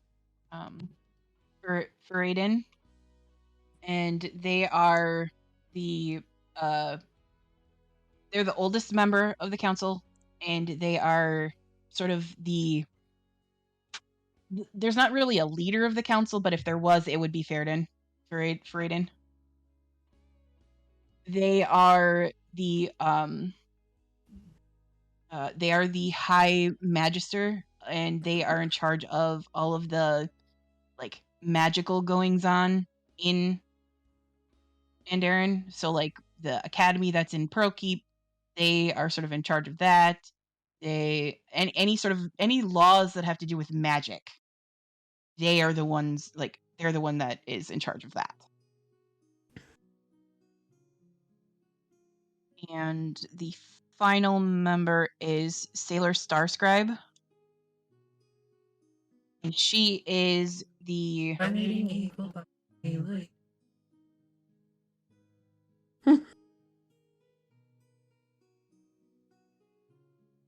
She is the Prime Minister of Exterior Trade. So she's the one that would deal with the King and Queen the most. They tell you that they know her fairly well. She is a happy sort of individual for the most part, but very skilled in doublespeak, as most tradesmen are. Do the King and Queen know what Fairlawn looked like, by the way? Or does anyone? Probably not. Roll me a history check.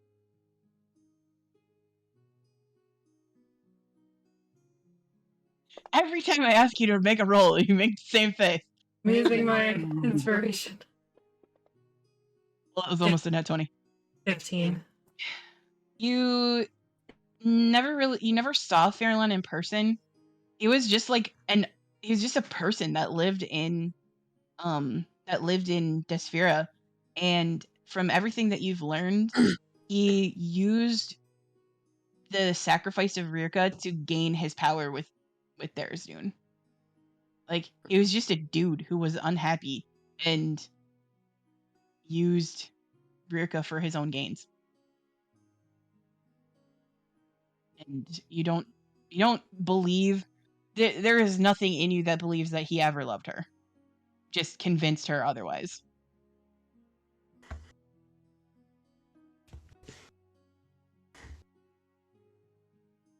So he's a dickhead.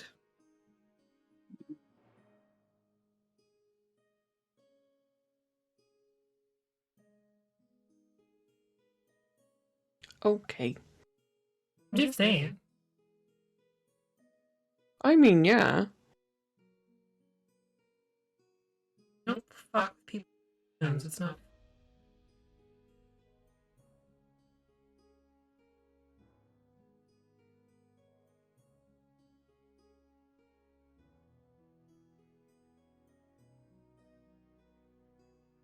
I'd like to see if we can find where he is, but it would be difficult without more personal knowledge. Do I feel like I've never seen him, right?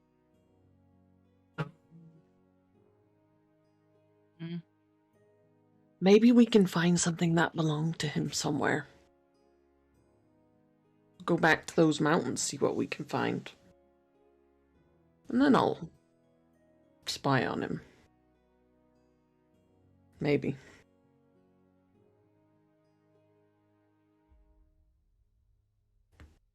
You contact or Forge and Veltidir. Yeah?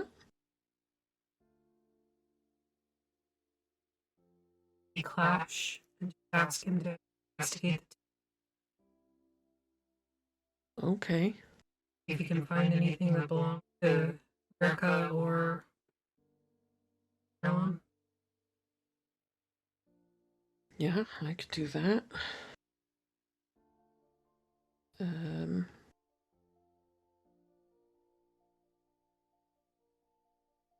contacting the rest of the people on your lists because you were like running out of spells last time. Yeah, I could do that like when too. you were talking to people.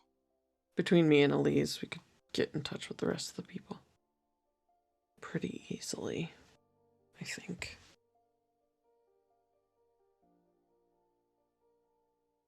Yeah, I'll get in touch with Clash and just say Ebonbreak fallen to Rirka.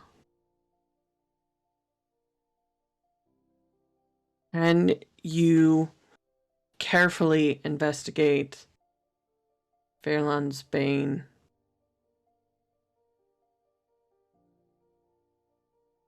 If you find anything, let us know. We'll be in touch. There's a pause, and then you get back. Sure. How am I to contact you? I can send others to investigate. The mountain is dangerous.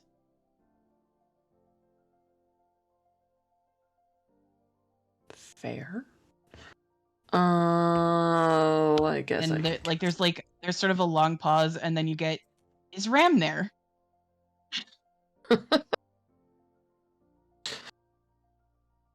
Okay. I'll cast it again and say, Ram's here. On way to Drales. I can contact you this way. Whenever. Must be something important to them. See if you can find something important to Fairlawn specifically.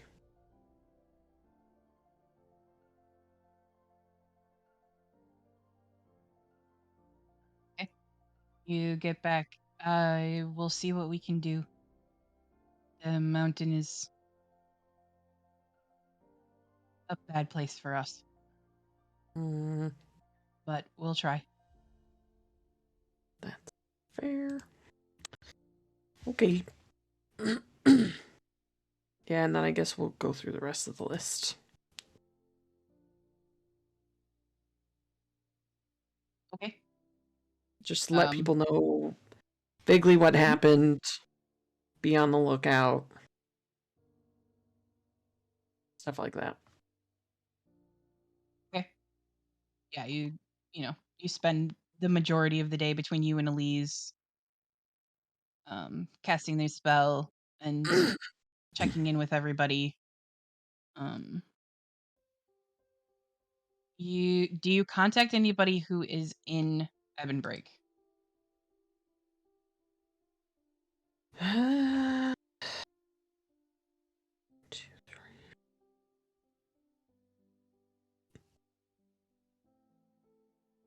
So there were 9, and then I contacted Clash. So that leaves. So if we each did 5, well, and I did 2 for Clash.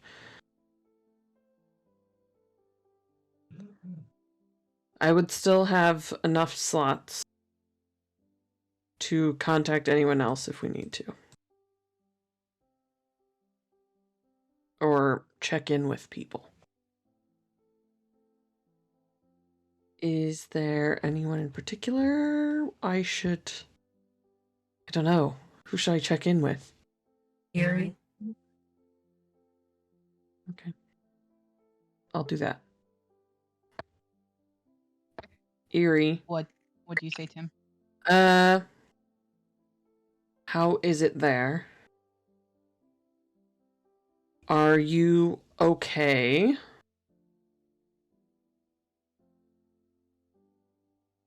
Yeah. Open. And I follow. Oh gosh.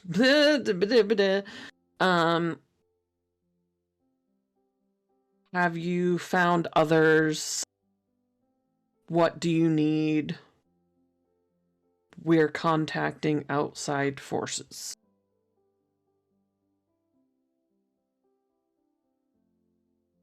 Good luck. Okay. So you get back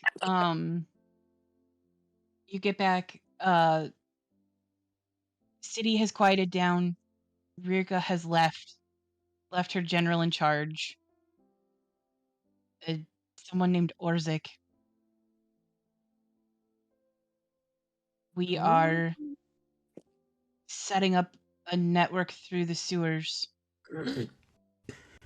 with several others throughout the city. Okay. Cool. Do we know who Orzik is, or do we assume that was one of those pig demon things? Everybody can roll me history or religion checks. I get advantage because of my glasses. 15 for Ram. Right? That's right. Is that right? Let me look. 5 for Aster. That tracks. Gotta. Hold on. Which we're looking at? Which again? Which roll? History or religion? 15 for Elise. Or religion. Religion. Yep. Oh wait.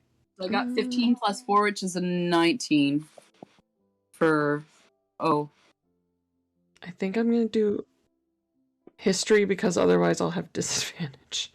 So that's a 13. Okay.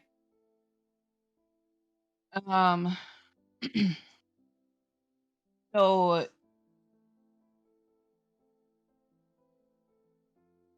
Ram and Elise both, and O as well. You have heard of this demon? He used to answer directly to Zariel when she was still in charge of Avernus.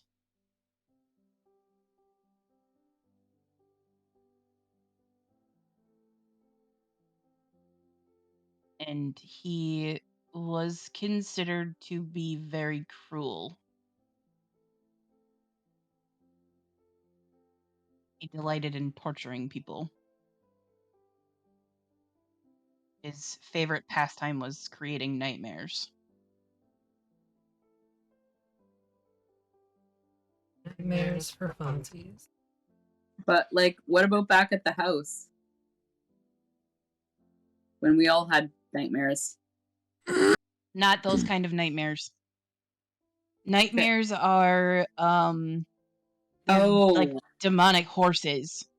Got it. They that were kind of okay. Like actual creature nightmares. Yes. Okay. They were nightmares. In order to create a nightmare, you take a Pegasus and you rip its wings off and corrupt it. And he used to delight in making them.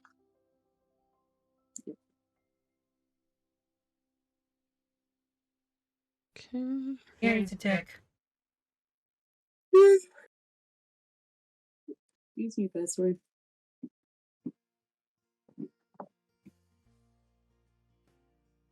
Okay. He's in the city holding it. It's the resistance is going to have a time getting rid of him. Well, maybe we try to get back there at some point.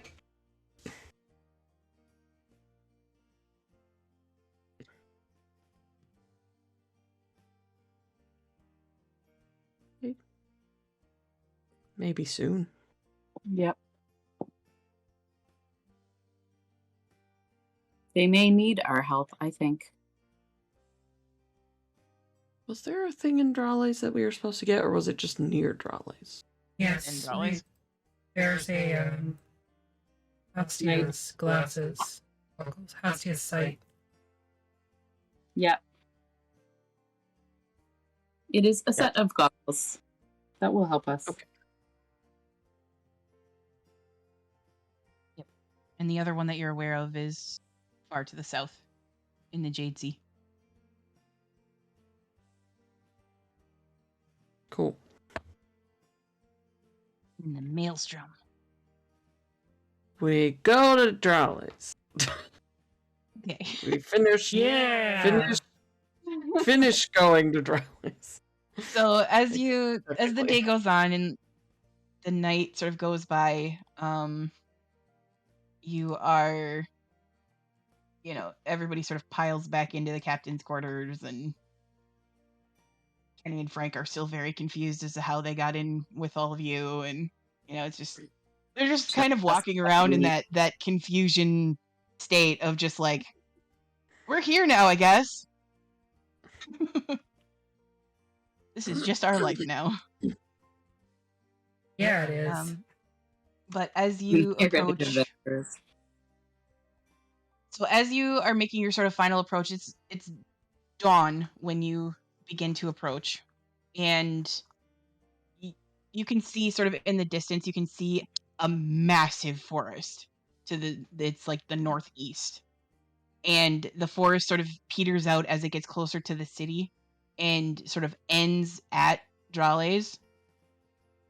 And you all can see it from where you are because it's huge, but there is a tree that looks very similar to the one that was in Astor's Swamp in the very center of this forest. Mm-hmm. And I have a map of this.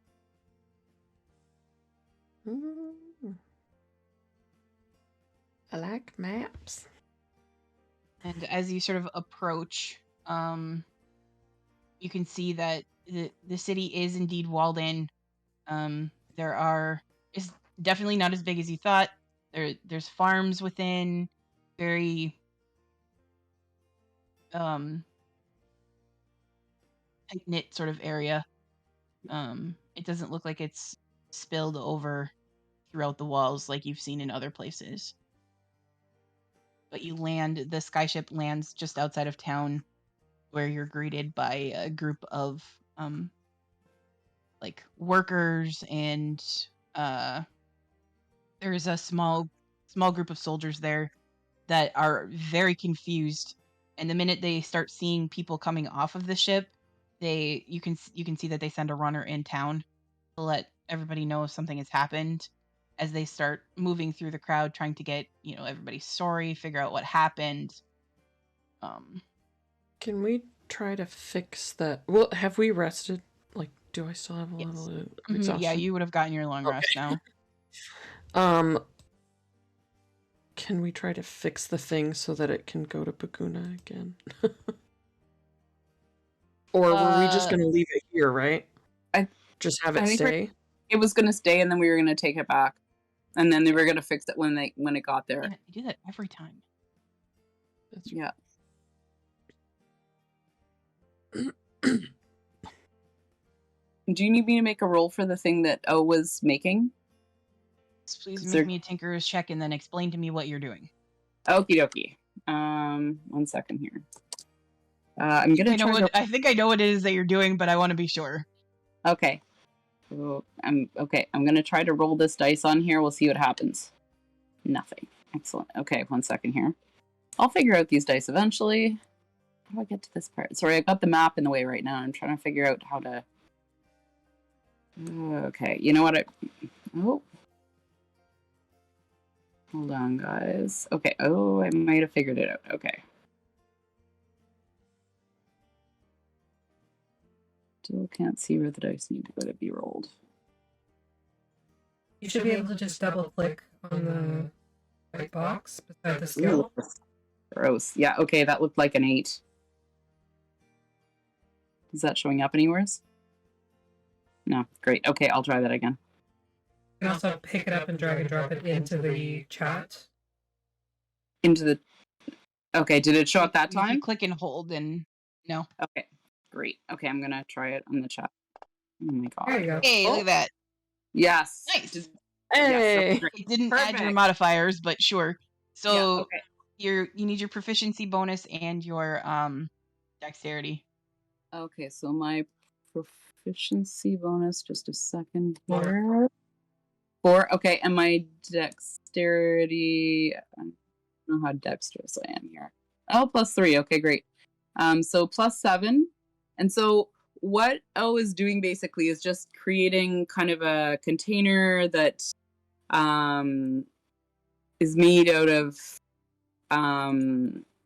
hammered utensils and other shiny things that they found around the ship, with bits of glass poking through in places, and they're going to use their skill to put a spell in it and stick a lower restoration in there to hand off as a gift. So it'll presumably glow a little bit through these little bits of glass and glimmer. Yeah, that is what O is doing. There's a little top that goes on it. Yep.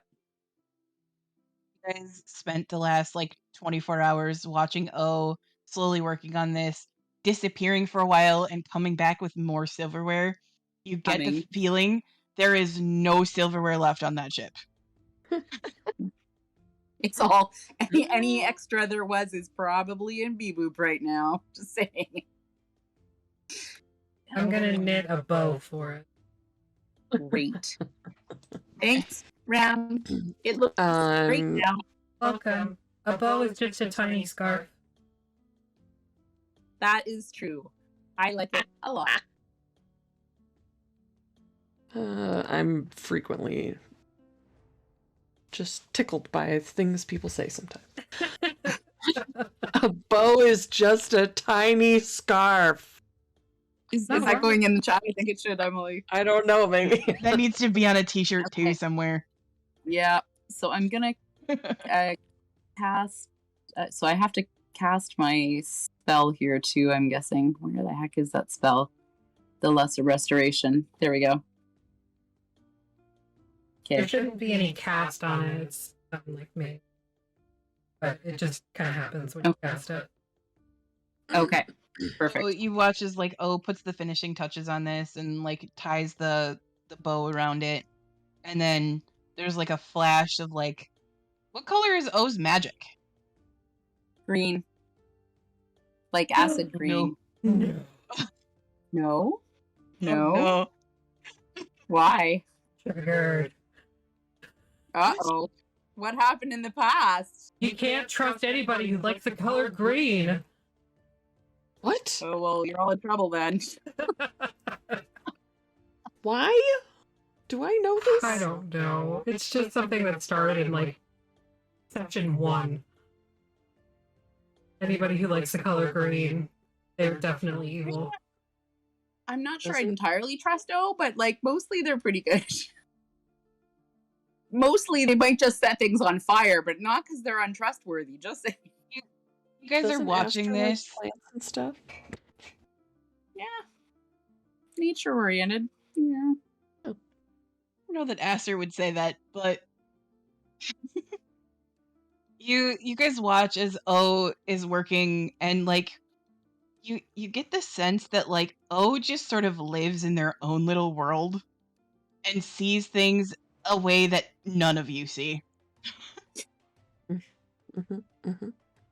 Like somebody should be there to hold their hand when they cross the street.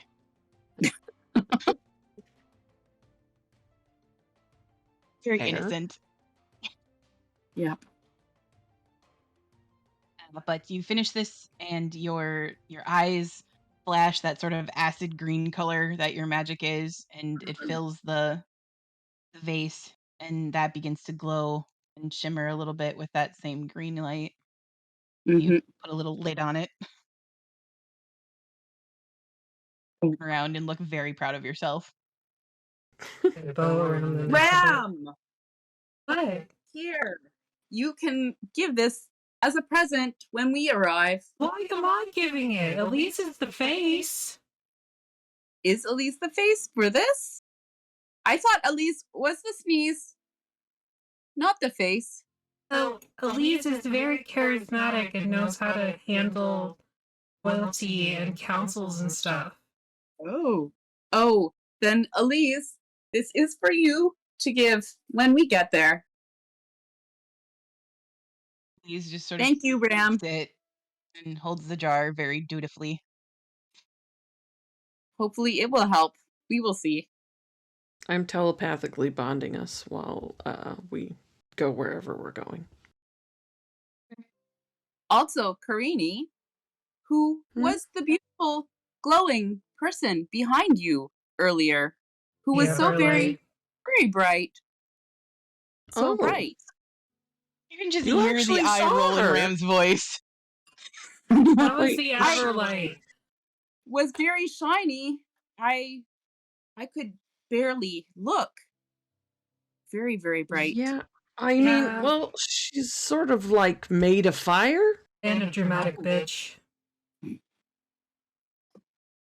I see. Ah. Karini just kind of smiles at you, like, all right. I'm just pulling your leg most. Mhm, mhm, mhm. Look, you helped. That was great. Glad that happened. Thank you very much, Everlight, for doing something useful. Meaningful stare. Look how cool she is. Come Doing on. something useful in a timely manner and not waiting until 0 hour. All right, you've made your point. All right. A little spicy about it. I lived it. Very shiny, nonetheless. She's Yes, very she's- beautiful. Yes. Yes. Very beautiful. Yes. And very, you know, she's great. That's why I serve her. So That is good. As you are led into town by this group of soldiers that are out here, the connection to the Feywild is very evident here. The Selmeline Woods have a reputation of being connected to the Feywild, very closely, much like Kareni's woods are. Oh. Would I know if there's like another portal kind of thing situation? Or not necessarily? There are rumors of it. Okay. But you're not really sure, like, 'cause you've never been here. You've never met anybody from here, but you've heard stories of it, and Cottonwoods talked about it when you were a kid. Okay. So. Okay. But the most sort of like noticeable thing, honestly, is the humongous tree that you can see sort of at the heart of this forest. And it reminds you very much of the one that was in Aster's swamp. Okay. And you because I found this and I thought it was really freaking adorable. You see, so like as you walk in to the city, there are Karini, you recognize a lot of the creatures that are here. You've seen them at home. There's like the little flower sprites and things like that. But what you don't have back home is there is an entire sort of at first you think they're birds, but they're very low to the ground, and they when they come close to you, they sort of dart around all of you in a big whirlwind and continue on. And they you get a closer look at them, and they look like moths, but they're like horses and very, very small. Oko's running after them.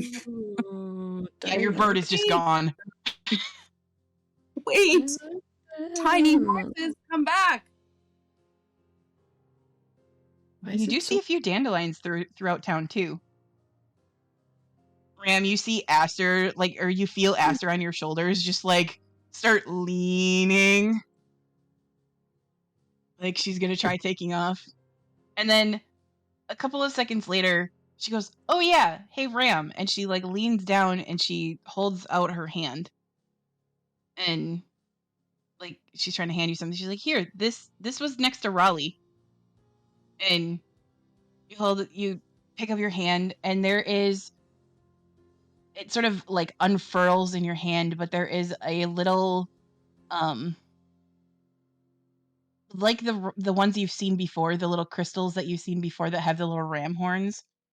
Very similar to that, but this looks like it's made out of the same thing that the Eyebright shard was. It glows the same way. And it just looks up at you. Hi. It like sits on its butt and looks up at you. Cute. Hi. Hello. Oh shit. More shit's talking. We're gonna end for the night. Yeah. It's just a little magical thing. I'm sure nothing bad will happen. What could possibly go wrong? I don't know. It's just from a legendary item that. Yeah. Sure, nothing will happen. Yeah. It's Everything is fine. Till Till you find out what it actually does. Oh fuck! Eyebright. Sprite? Sprite? Stone sprite? I guess. Question mark. You want to take a minute to look at it? Yeah. Oh. Do you do your like magical thing? Yeah, sure. Well, this thing will serve as a mount for Reggie. I love it. Oh god. You look it over, and it's about the right size. And it could serve as a mount for Reggie. Okay.